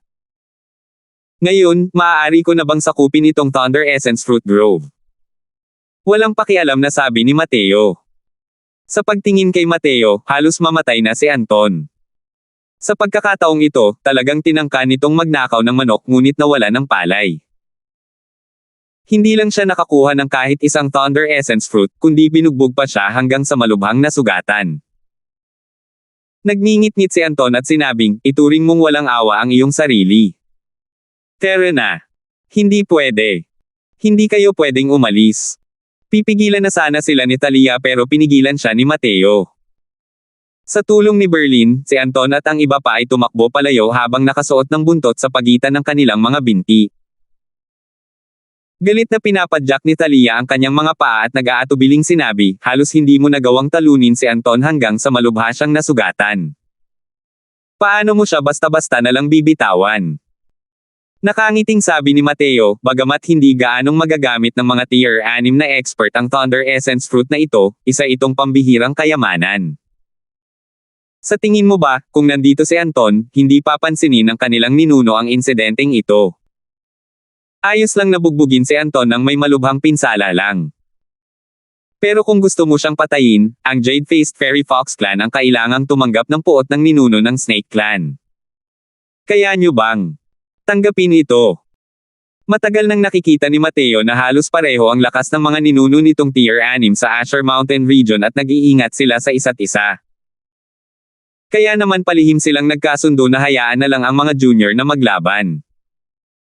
Kahit medyo mahina ang lakas ni Huey, tiyak na mayroon din siyang sariling kalamangan. Hindi naman masama ang lakas ni Anton. Talagang mataas ang tingin sa kanya ng matandang ninuno ng angkan ng ahas. Kung talagang napatay nila si Anton, tiyak na sisubog ang tuktok ng matandang ninuno ng angkan ng ahas. Sa oras na iyon, dahil sa pag-aaway ng dalawang angkan, masisira ang balanse ng Asher Mountain region. Malamang na napakahirap para sa Jade-Faced Fairy Fox Clan na manalo at maaaring nasa panganib silang malipol. Ito. Nang marinig ang mga sinabi ni Mateo, hindi napigilan ni Talia na mabigla. Ang Jade-Faced Fairy Fox Clan ay kasalukuyang nasa huling bahagi na ng kanilang buhay. Paano nila matiis ang puot ng matandang ninuno ng Snake Clan? Kung gusto mong patayin si Anton, kailangan mong hayaang lumakas ang sarili mong lakas. Gamit ang mga Thunder Essence Fruits na ito, bakit ka mag-aalala na hindi ka magiging katapat ni Anton sa hinaharap? Hindi dapat katakutin ang lalaking iyon, malamig na sabi ni Mateo. Pagkatapos lamang marinig ito ni Talia ay saka lamang napalitan ng saya ang kanyang pag-aalala at masayang sinabi, Mr. Crosswell, tama lang na sa iyo na ang taniman ng prutas na ito. Maaari kayang talagang ibigay mo sa amin ang 5 at 1 kalima. 638. Siyempre naman. Walang pag-aalinlangang pagsang-ayon ni Mateo. Nang makakuha ng positibong sagot, kahit nakalmado na si Talia, muntik na rin siyang mapatalon. Bagamat medyo nagpigil siya para ipagtanggol ang pagkakakilanlan ng isang batang Panginoon, mababaka sa mukha ang pananabik. Napakagaling niyan. Napakabait na tao talaga ni Kuya Mateo. Walang pakialam si Yasi at direktang hinawakan ang braso ni Mateo at nagsimulang umugoy. Hindi maliit ang Thunder Essence Fruit Grove na ito. Kahit ang 1 kalima ay hindi rin maliit na bilang. Gamit ang mga Thunder Essence Fruits na ito, tiyak na madaragdagan ng malaki ang lakas ng Zoro. Ang mga tulad ni Talia ay maaaring malampasan pa si Anton sa loob ng maikling panahon. Kahit ang napakalamig na si Elsa ay may ngiti ng pasasalamat na nakalawit sa kanyang mukha sa oras na ito. Napakagaling. Ang mga Thunder Essence Fruits na ito, kung hindi man ay may 1 buwan pa bago mabuo. Sa oras na iyon, tingnan mo kung sino pa ang maglalakas loob na apihin ang ating angkan ng mga Zoro. Balis ang sabi ni Talia. Pero ngumiti si Mateo at sinabing, 1 buwan. Masyadong mahaba. Sa tingin mo ba ay hahayaan tayo ng angkan ng ahas na maghintay ng 1 buwan dito ng mapayapa? Kumabog ang puso ni Talia, sinasabi mo. Kung hindi nila makukuha ang Thunder Essence Fruits, paano nila tayo mapapanood na maghintay dito para sa paghinog ng Thunder Essence Fruits? Kapag nakabalik na sila sa angkan, tiyak na ikakalat nila ang balitang ito. Sa oras na iyon, ang angkan ng Zoro ay magiging target ng lahat, sabi ni Mateo. Kung gayon, ano ang gagawin? Ang angkan ng mga Zoro ko ang pinakamahinang nilalang sa mga lahi ng demonyong nasa tier 6. Hindi natin matatalo ang ibang lahi ng demonyo. Kung makuha ng mga Blackwind Demonic Wolves ang impormasyong ito, hindi nang ahas si Thalia na magpatuloy sa pag-iisip. Ayon sa conclusion ni Mateo, ang angkan ng Zoro ay nasa isang lubhang mapanganib na sitwasyon. Akala nila noong una ay may napulot silang kayamanan. Sino ang mag-aakala na sa isang iglap ay naging mainit na patatas pala ito? Minsan, ang pagkakaroon ng kayamanan ay isang malaking swerte, at maaaring pumailang lang ang isang tao sa langit dahil dito. Gayunpaman, kung ang isang tao ay walang sapat na lakas upang protektahan ang mga kayamanang ito ay magdudulot ng problema, o kahit isang nakamamatay na kalamidad. Hey, simple lang. Basta't maaani mo ang mga Thunder Essence Fruits na ito bago dumating ang iba, sapat na iyon. Walang pakialam si Mateo na parang may pinag-uusapan siyang maliit at ordinaryong bagay. Maliban na lang, hindi maintindihan ni Thalia, aanihin na ba ngayon? Pero ang mga Thunder Essence Fruits na ito ay hindi pa hinog ngayon. Ang epekto ay wala pang ang 10% ng panahon ng pagkahinog. Sa sobrang hina ng epekto, ang pagkain at hindi pagkain ay hindi rin gaanong naiiba. Ngumiti si Mateo at sinabing, hindi pa hinog, pwede natin itong pahinugan. Sige, sumunod ka sa akin pabalik sa angkan. May dalang makapal na pagdududa si Thalia at sumunod kay Mateo pabalik sa angkan. Kahit na puno siya ng kuryosidad, hindi nagsasalita si Mateo, matino rin siyang hindi nagtanong. Sa teritoryo ng Dark Shadow Lightning Snake Clan, ang kutis ni Anton ay maputi-puti ngunit baka sa kanya ang pag-aatubili at galit. Berlin, ipakalat mo sa akin ang balita tungkol sa Thunder Essence Fruit Grove. Ngayon din. Tandaan, dapat mong ipaalam kay Wolfgang. Galit na sabi ni Anton. Ipaalam mo kay Wolfgang, at hindi tayo makakakuha ng kahit isang Thunder Essence Fruit, nag-aalangan na sabi ni Berlin. Humph! Sa tingin mo ba makukuha natin sila ngayon? Hindi ko talaga inaasahan na ang batang iyon ay nagtataglay pala ng ganoon kadal-isay na dugong lahi ng dragon. Kung hindi dahil sa kanya, paano ako matatalo niya? Nagngingit-ngit si Anton at sinabing. Tunay nga, natalo lang ni Mateo si Anton nang walang kahirap-hirap sa pamamagitan ng pag-asa sa pagsugpo sa kapangyarihan ng bloodline. Bagamat maaaring pansamantalang makaabot si Mateo sa 4th level Soul Sea sa pamamagitan ng pag-asa sa Origin Spirit 9 Transformations, para matalo ang middle stage tier 4 na Anton, medyo kulang pa rin ito. Sa pagsasalita tungkol dito, nakaramdam ng depresyon si Berlin. Kahit medyo mas magaling siya kaysa sa iba, hindi rin naman siya gaanong magaling. Dati, sa ilalim ng pang-aapi ni Mateo sa lahing dragon, halos nakaluhod na siya. Tanging ang kanyang lakas lamang ang halos hindi makayanan ng pang-aapi ng lahi ng dragon. Binibining Ginoo, kung hindi talaga ito magagawa, mas mabuting imbitahan natin ang matandang ninuno na lumabas, sabi ni Berlin. Nagbago ang ekspresyon ni Anton, at sinaway niya, huwag mo nang banggitin ang bagay na ito. Gusto mo bang humantong sa isang malaking digmaan ng Asher Mountain region? Pumunta ka na ngayon at ikalat ang balita tungkol sa Thunder Essence Fruits. Pagkaalis ni Berlin, isang figure ang dahan-daang lumabas mula sa kadiliman. Paumanhin, matandang ninuno. Walang kakayahan si Anton.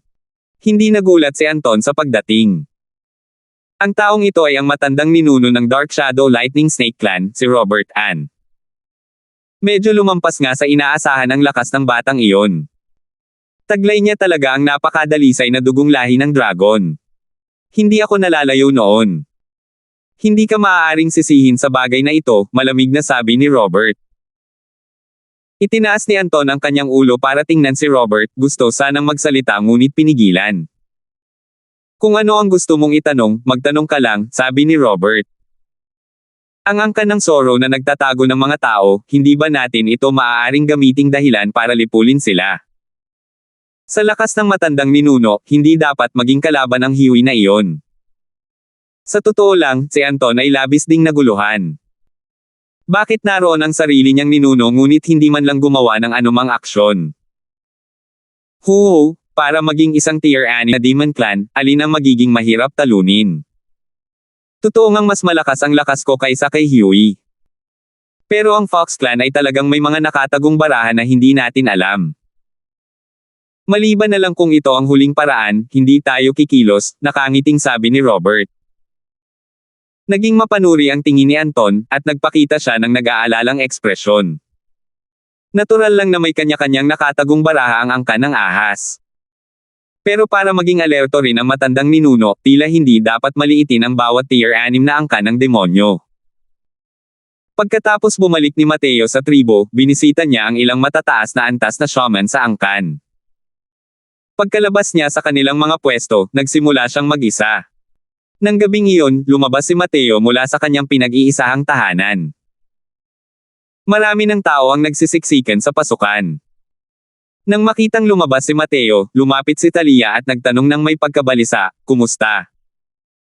Inihagis ni Mateo sa kanya ang isang malaking supot at nakangiting sinabi, "Syempre, nagtagumpay ito." Ang bagay na ito ay tinatawag na Jingyan powder. Tunawin ito ng tubig, pagkatapos ay iwisek sa mga ugat ng Thunder Essence fruit trees. Naging mahigpit ang ekspresyon ni Talia, at sinabi niya kay Elsa, "Narinig mo ba ang sinabi ni Ginoong Crosswell? Magsama kayo ng mga tao para asikasuhin ito ngayon din." Oo. Tinanggap ni Elsa ang utos at umalis. "Terra, pumunta tayo sa Thunder Essence Fruit Grove. Bukas ng umaga siguro ay matatapos na ito," sabi ni Mateo.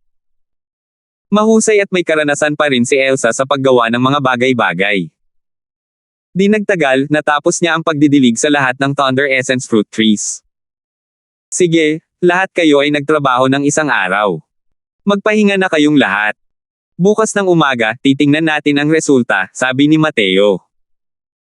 Kinabukasan, ang lakas ng kulog at kidlat na nakapangangilabot hanggang sa makaramdam ng pagkahimatay ang mga tao, na ikinagulat ng lahat ng nagising. Diyos ko, paano ito nangyari? Sa isang iglap, ang mga Thunder Essence fruits na ito ay talagang hinog na. Napakahirap isipin. Talagang maladyo si Ginoong Crosswell.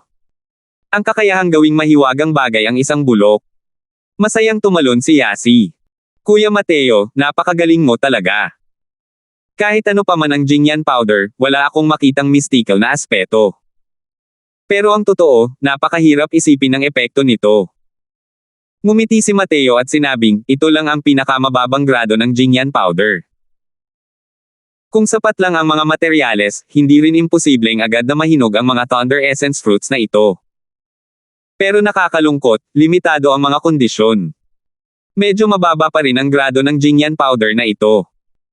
Ang Thunder Essence fruits ay nagiging hinog dahil sa acceleration, mawawala pa rin ang humigit kumulang 10% ng epekto nito. Bilang isang alchemist, taon-taon ay nakikipag-ugnayan ito sa mga gamot na ito. Kalimutan na natin ang Thunder Essence fruit, kahit ang mga tier 8, tier 9 na spirit medicines, may mga paraan din si Mateo para mapabilis ang kanilang pagkahinog. Ngunit sa kasalukuyang mga kondisyon, ang makamit ang hakbang na ito ay lubhang mahirap. 639. Hindi ko nga kayang isipin na ang Thunder Essence fruit na ito ay kayang mahinog ng magdamag. Isa lamang itong kakayahang hindi kayang unawain ng mga Diyos at Diablo. May mga maliliit na depekto, hindi mo na kailangang isapuso pa ni Ginoong Crosswell. Sa tabi niya, matagal nang natulala si Talia. Ang eksenang nangyari sa harap niya ay talagang napakahimala. Kung tungkol naman sa 10% na pagkalugi, wala siyang pakialam. Ang maraming Thunder Essence fruits na ito ay sapat na para mabawi ang kaunting pagkalugi. Ngumiti si Mateo at sinabing, "Tumigil na kayo sa paghahanap. Pumasok na kayong lahat at anihin ang mga Thunder Essence fruit. Hindi maliit ang bahaging ito ng Thunder Essence Fruit Grove.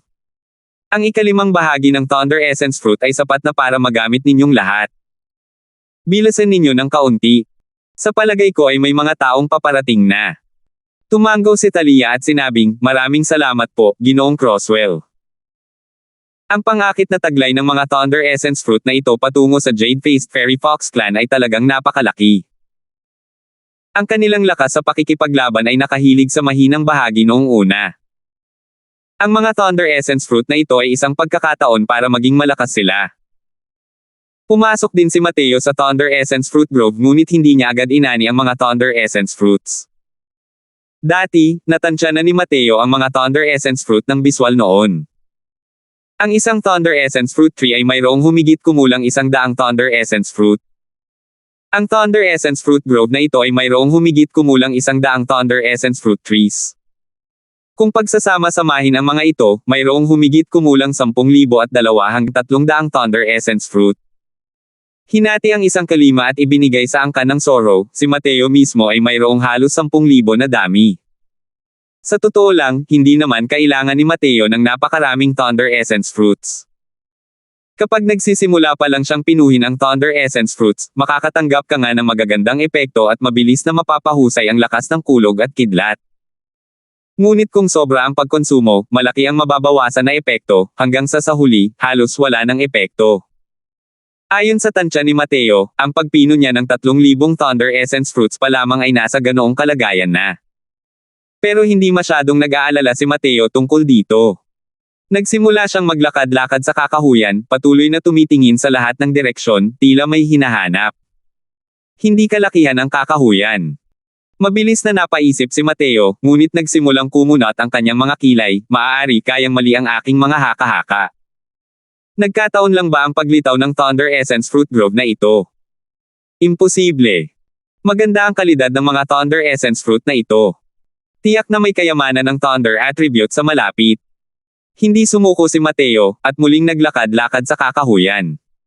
Pero kahit ilang beses nang nag-ikot-ikot si Mateo, wala pa ring natuklasan.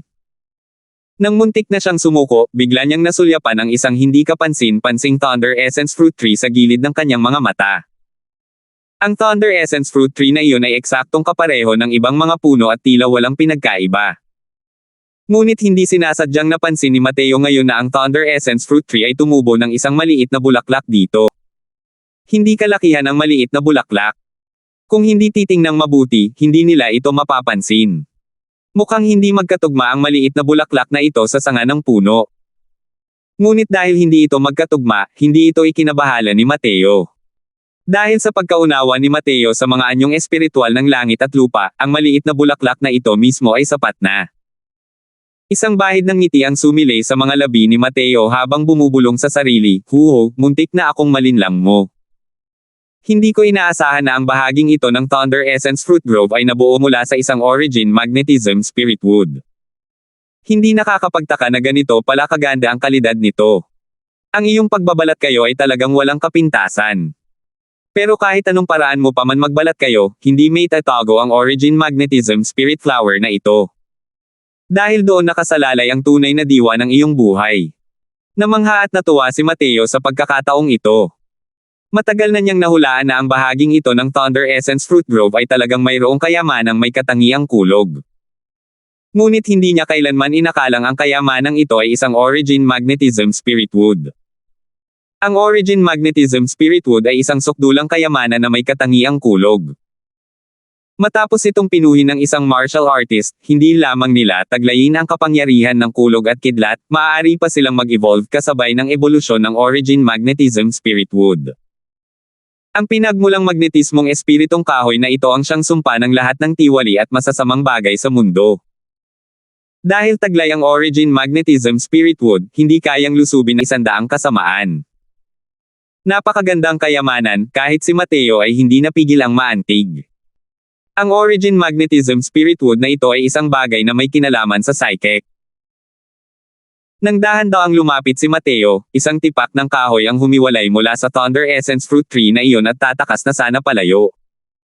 Matagal nang handa si Mateo. Paano niya ito mabibigyan ng pagkakataong makatakas? Agad na gumalaw ng marahan ang daliri ni Mateo. Isang kumpol ng apoy ang agad na nakapalibot sa Origin Magnetism Spirit Wood. Iyon mismo ang orihinal na katawan ng Cleansing Sandal Flame Lotus. Sa ilalim ng maingat na pag-aalaga ni Mateo, ang Cleansing Sandal Sacred Flame ay tuluyan ng nakarating sa Tier 5. Ang kapangyarihan nito ay mas lalong hindi maihahambing kaysa noon. Ang pinakakinatatakutan ng Origin Magnetism Spirit Wood ay ang apoy. Ngayong lumabas ang Essence Fire ni Mateo, agad na nanigas ang Origin Magnetism Spirit Wood doon, hindi man lang ng ahas na gumalaw. Ang Thunder ay kabilang sa Metal 1. Ang pinakakinatatakutan nito ay ang apoy, lalo na ang Essence Fire ni Mateo. Hindi nagatubili si Mateo. Gamit ang Essence Fire upang limitahan ang Origin Magnetism Spirit Wood, sinimulan niya ang direktang pagpino. Hindi mataas ang rango ng Origin Magnetism Spirit Wood na ito. Isa lamang itong tier 5 object. Mabuti na lang at ganito na lang ang sitwasyon kaya hindi nagagalaw ang mga tier 6 na old monsters na iyon. Kung medyo mas hinog pa ang Origin Magnetism Spirit Wood na ito, malamang hindi na magiging ganoon kadali ang mga Thunder Essence Fruits na nakatalyze. Kung pati ang mga tier 6 na old monsters na iyon ay naililipat din, natural lang na wala na itong kinalaman kay Mateo. Pagkalipas ng halos 2 oras, sa wakas ay natapos na ni Mateo ang pagpino ng Origin Magnetism Spirit Wood. Sa proseso ng pagpino, nakakuha rin si Mateo ng napakalaking benepisyo. Ang pinakatwirang reaksyon ay ang agad na paglusot sa isang maliit na kaharian, at pag-abot sa tugatog ng 3rd level Soul Sea.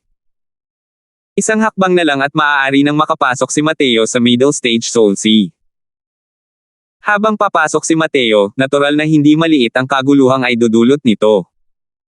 Hindi inakala ni Talia na makakalusot talaga si Mateo dito. Dahil sa takot na baka guluhin ng mga tauhan niya si Mateo, iniutos niya na walang sino man ang dapat pumunta roon at manggulo kay Mateo. Hanggang sa matapos ni Mateo ang pagpino ng Origin Magnetism Spirit Wood, saka lamang lumapit si Talia para bumati. Binabati kita Ginoong Crosswell sa iyong tagumpay. Tunay ngang isang henyo sa cultivation si Ginoong Crosswell. Ang tagal mo na palang nakarating sa 3rd level Soul Sea. Kasabay ng pagbati niya, si Talia ay labis ding nababagabag ng pabago-bagong emosyon. Huwag mong tingnan kung paano tila hindi matanda ang edad ni Talia. Sa totoo lang, mahigit 100 taong gulang na siya. Hindi lang talaga maituturing na matanda ang edad niya sa lahi ng mga demonyo. Pero si Mateo ay isang tunay na binatilyo. Ang bilis ng pag-unlad ay talagang nagpapawi sa mga tao dahil sa kahihiyan. Nakangiting sabi ni Mateo, "Kuho, maliit na hangganan lang. Hindi gaanong mahalaga. Tapos na ba ang lahat ng 6 ng Thunder Essence Fruits?" Tumango si Talia at sinabing, "Kanina, nakita kong paparating si Ginoong Crosswell dito, kaya hindi ko sila hinayaang pumunta rito para mangolekta. Ang mga Thunder Essence Fruits ng ibang lugar ay naani na ng tuluyan." Habang nagsasalita siya, inabot ni Talia kay Mateo ang isang singsing na imbakan. "Mr. Crosswell, ito ang iyong Thunder Essence Fruits. Mayroong 10,000 sa kabuuan. Pakitingnan po." Hindi rin magalang si Mateo, direktang tinanggap ang singsing na imbakan at sinabing, "Sige. Pipinoin ko agad ang Thunder Essence Fruits. Tulungan mo akong bantayan." Binigyan ni Talia si Mateo ng medyo nagulat na sulyap, ngunit tumango at hindi nagsalita. Isang kayamanang may katangiang kulog na tulad nito, sinumang makakita nito ay hindi makakapigil sa direktang pagpino. Ang ginawa ni Mateo ay nasa tamang landas din. Sa totoo lang, matapos pinuhin ni Mateo ang Origin Magnetism Spirit Wood, ang pagpapahusay na taglay ng mga Thunder Essence Fruit na ito laban sa kapangyarihan ng kulog at kidlat sa loob ng kanyang katawan ay limitado na. Ang dahilan kung bakit pinili niyang magpino sa harap ni Talia ay para lamang matakpan ang mga mata ng mga tao. Kung hindi niya pinipino ang Thunder Essence Fruits, ang paggamit ng lakas ng kulog at kidlat sa oras na iyon ay magmumukhang hindi inaasahan. Hindi maaaring walang pagbabantay laban sa iba. Ang Origin Magnetism Spirit Wood na may ganitong uri ng kayamanan, kahit ang mga tier 6 na eksperto ay maaantig kapag nakita nila ito. Kailangang malaman ng isang tao na ang bagay na ito ay maaaring mag-evolve. Hanggat dahan-daw ang inaalagaan ng isang tao ang kanyang essence energy, ang pag-evolve sa tier 6 na ay sandali na lamang. Diyos ko lang ang nakakaalam kung magkakaroon ng masamang balak si Huey kung makita niya ang Origin Magnetism Spirit Wood na ito. 640 na po. Sa kasalukuyan, lumitaw ang mga sinag ng kinang sa katawan ni Mateo, ang kanyang kahangahangang momentum ay mukhang napakapangit. Hindi ito isang maling impresyon na nabuo ni Mateo. Iba sa panloob na epekto ng Origin Magnetism Spirit Wood, ang mga epekto ng Thunder Essence Fruit ay lumilitaw palabas. Nakalunok si Mateo ng mahigit 1,000 Thunder Essence Fruits ng sabay-sabay. Hindi rin nakakapagtaka na magkakaroon siya ng ganito kalakas na aura. Matagal na natigilan si Thalia sa gilid. May mga taong nagpipino ng Thunder Essence Fruits ng ganito. Kung siya iyon, matagal na siyang direktang nabusog hanggang mamatay sa makapangyarihang puwersa ng kulog at kidlat. Ang batayan lang ni Mateo ay ang Origin Magnetism Spirit Wood at ang kanyang pisikal na katawan ay lubhang kakilakilabot. Kaya ang mga Thunder Essence Fruits na ito ay walang gaanong halaga para sa kanya. Hindi maganda. Ginoo, napapaligiran tayo ng Crimson Water Nether Scorpion Clan at ng Flux Gold Rat Clan. Sinabi nilang ibigay natin ang Thunder Essence Fruits. Kasalukuyang pinipino ni Mateo ang Thunder Essence Fruits nang biglang lumapit kay Thalia ang isang miyembro ng Fox Clan na natataranta. Nagbago ang ekspresyon ni Thalia, at sinabi niya, ang bilis naman. Pumunta ka sa labas at walisin mo muna ang mga kumpay na ito ng kanyen, at malamang na ang pangunahing tauhan ang lalabas. Lumingon si Thalia at natuklasang natapos na ni Mateo ang pagpipino kaya sumunod siya sa kanya. Isinama ni Mateo si Thalia at lumabas ng Thunder Essence Fruit Grove, at natuklasan na isang malaking grupo ng mga tao ang nasa labas na ngayon, mahigpit na nakapalibot sa angkan ng mga Sorrow. Gussie, Goldson, pumunta talaga kayo sa teritoryo ng aking angkan ng Sorrow para kumilos ng walang pakundangan. Sa tingin niyo ba ay madali lang kaming apihin? Galit na sabi ni Thalia sa dalawa sa harapan. Tinitigan ni Mateo sina Gussie at Goldson nang may pagtataka at natuklasan na ang kanilang lakas ay hindi naman pala mas mahina kaysa kay Anton. Pero napakalinaw, ang dalawang taong ito ay narito lamang upang manguna sa pag-atake. Hindi pa lumalabas ang tunay na kalaban. Medyo nagtataka si Mateo kung gaano kalakas ang lakas ng Wolffang para mautusan ang Crimson Water Nether Scorpion Clan na ito at ang Flux Gold Rat Clan. Sumulyap si Gussie kay Thalia at sinabing may malamig na ngiti, Thunder Essence Fruit, itong uri ng kayamanang sumusuway sa langit, kaya ba gustong ibulsa ng iyong angkan ng Fox nang hindi nakikibahagi? Hindi rin naman gaanong kailangan ng aming Crimson Water Nether Scorpion Clan. 3,000 lang ang sapat. Nakapikit si Goldson, pero may masamang tingin na sinabi, may bahagi ang mga nakakakita. 3,000 Thunder Essence Fruits lang din ang gusto ng Flux Gold Rat Clan natin. Muntik nang matanggal sa pwesto si Thalia nang humakbang si Mateo at malamig na sinabi, may bahagi ang mga nakakakita. Nakita niyo ba? Hindi napigilan ni Goldson ang sarili na tumigil. Nang tingnan niya ang Thunder Essence Fruit Grove sa likod ni Mateo, paano niya nalaman na may bakas pa rin ang Thunder Essence Fruits? Napakalinaw, ang mga Thunder Essence Fruits na iyon ay matagal nang inani ng malinis ng angkan ng mga Sorrow.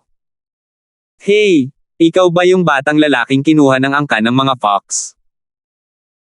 Thalia, ang angkan ng mga Fox mo ay talagang may kakaibang tapang para manggahas na sumugal sa pangkalahatang pagkondena at tumanggap ng tao. Tungkol sa pagkakakilanlan ni Mateo, hindi pa nag-aalala si Thalia noon. Walang pakialam niyang sinabi, si Ginoong Crosswell ay mayroong napakalakas na lahi ng dragon at iisang pamilya siya ng ating lahi ng demonyo. Ano ang ibig sabihin ng mga sinabi mo? Tama na ang kalokohan. Ang enerhiya ng asensya na nililinang ng batang ito ay napakadalisay. Kung hindi siya tao, maaari ba siyang maging kabilang sa lahi ng demonyo? Mapanghamak na sabi ni Gussie. Humph! Totoo ngang napakadalisay ng enerhiya ng asensya na nililinang ni Mr. Crosswell. Pero mas dalisay pa ang dugo ng dragon sa katawan niya. Hindi ba't sinabi sa inyo ni Anton na muntik na siyang lumuhad dahil sa presyon ng dragon ni Mr. Crosswell? Tanong ni Thalia nang hindi man lang sumusuko. Parehong nagulat sina Gussie at Goldson nang marinig nila ito. Ang alam lang nila ay isang batang lalaki ang tinatanggap ng angkan ng Sorrow at hindi talaga nila alam na ang lahi ng dragon ni Mateo ay talagang napakalakas. Hindi naman humina ang lakas ni Anton kumpara sa kahit sino sa kanila, at hindi niya talaga kayang tiisin ang pressure ng dragon ni Mateo. Kaano ba kadalisay ang bloodline sa katawan ng batang ito? Humph! Yabang mo, kailangan mo ring maghanda ng draft. Paanong ang isang maliit na tao ay magkakaroon ng ganitong purong dugong lahi ng dragon? Thalia, napaka-inosente mo. Hindi mo naman siguro kami matatakot sa ilang salita lang, di ba? Malamig na sabi ni Goldson nang may malamig na ngisi. Maliwanag na hindi naniniwala si Goldson na si Mateo ay maaaring magtaglay ng ganoong purong dugo ng lahi ng dragon. Paano ito naging posible? Kalimutan mo na si Mateo, kahit sa buong God-prohibited demon region, walang sino man ang may ganitong purong dugong lahi ng dragon. Tumingin si Mateo kina Goldson at Gussie. Humagalpak siya ng mahina at sinabing may paghamak, dalawang hanggal. Nagbago ang mga mukha ni Gussie at Goldson. Naging matalim ang kanilang mga mata, at sabay nilang sinabi, "Nako, hinahanap mo ba ang kamatayan? Kayong mga taong naghahangad ng kamatayan ay kayo." Habang sinasabi niya ito, ang lakas ng dragon ni Mateo ay tuluyang pinakawalan. Ang kahangahangang momentum sa kanyang katawan ay tumaas sa sukdulan. Malaki ang ipinagbago ng ekspresyon ni Gussie at Goldson. Sa pagkakataong ito lang nila nalaman na ang mga sinabi ni Thalia kanina ay hindi pala pinalabi sa anumang aspeto. Masyadong nakakatakot ang lahi ng dragon na ito ni Mateo. Ang kasalukuyang Mateo sa kanilang mga mata ay parang isang matayog na Diyos ng kalangitan, habang sila mismo ay dalawang langgam. Katulad ni Anton, ang malademonyong diwa sa katawan ni Gussie at Goldson ay naging hindi mapakali at hindi mapakali. Ang ganitong uri ng pagnanais na sumuko ay sumibol hindi mapigilan. Habang ang mga miyembro ng angkan sa likuran nila ay isa-isang lumuhad na parang nagbibigay pugay sa isang soberano. Dalawang hanggal. Pinagsasamantalahan bilang pamangwit ng kanya ng mga tao at tuwang-tuwa pa rin na parang mga bata. Nandito lang ang Thunder Essence Fruits. Kung may kakayahan kayo, kunin ninyo ang mga iyon. Malamig na sabi ni Mateo. Sa bawat pagkakataong malagpasan ni Mateo ang isang maliit na hangganan, mas lalong sumisigla ang dugo ng dragon sa loob ng kanyang katawan. Mas lalo ring tumataas ang presyon ng lahi ng dragon sa kanyang katawan. Ang presyon ng dragon na pinakawalan niya ngayon ay mas malakas pa kaysa sa naramdaman ni Anton noon. Ginawa ni Gussie at Goldson ang lahat ng kanilang makakaya upang labanan ang panggigipit ng mga dragon ni Mateo. Lumitaw ang mga komplikadong ekspresyon sa kanilang mga mukha. Natuklasan nila na hindi naman mali ang sinabi ni Mateo. Wala silang alam kaya tumakbo sila papunta sa angkan ng mga Zorro para mag-alab. Akala nila noong una ay isa lamang malambot na persimmon ang angkan ng Fox, at sa ilalim ng pagsasama-sama ng kanilang dalawang angkan, tiyak na magdurusa ng husto ang angkan ng Fox. Sa huli, pagkarating nila rito ay saka lamang nila natuklasan na ang batang lalaking ito ay talagang ganito kalakas. Tiyak na natalo ng husto ang isang Anton na punk na iyon sa kamay ni Mateo. Kung hindi, bakit niya isisiwalat ang balita tungkol sa Thunder Essence Fruits? Nagkulay berde ang mga bituka ni Gussie at Goldson dahil sa panghihinayang. Hindi ka pa rin nagmamadaling sunduin ako. Matigas na sabi ni Mateo at matapang na umirap. Hey! Ang yabang naman ng tono mo. Kahit na mayroon kang dugong lahi ng dragon, isa ka lang tier 4 na basura, yun lang. Hindi madaling maging bayani. Sa sandaling iyon, biglang may narinig na boses. Kasunod nito, isang figure ang sumugod kay Mateo ng may napakabilis na bilis. Ah! Ginoong Croswell, mag-ingat ka. Katatapos lang sumigaw ni Thalia para bigyan siya ng babala, ngunit matagal nang dumating ang figurang iyon sa harap ni Mateo. Putok! Putok! Putok! Sa isang kisap mata, ang figurang iyon ay nakapagpalit na ng ilang dosenang galaw kay Mateo na parang kidlat. Nang matauhan ang lahat, naghiwalay na sila ni Mateo. Ang ganoong palitan ng salita ay sadyang nagpapahirap sa paghinga ng mga tao. Hanggang ngayon ay sa wakas ay nakita na ng lahat kung sino ang dumating. Nang makita ito ng angkan ng Zorro, lubhang nagbago ang kanilang mga mukha, lalo na si Thalia. Ang taong ito ay ang Wolfang na muntik nang pumatay sa kanya. Ang lalaking ito ang pinakamalakas na tao sa buong junior generation ng Asher Mountain region.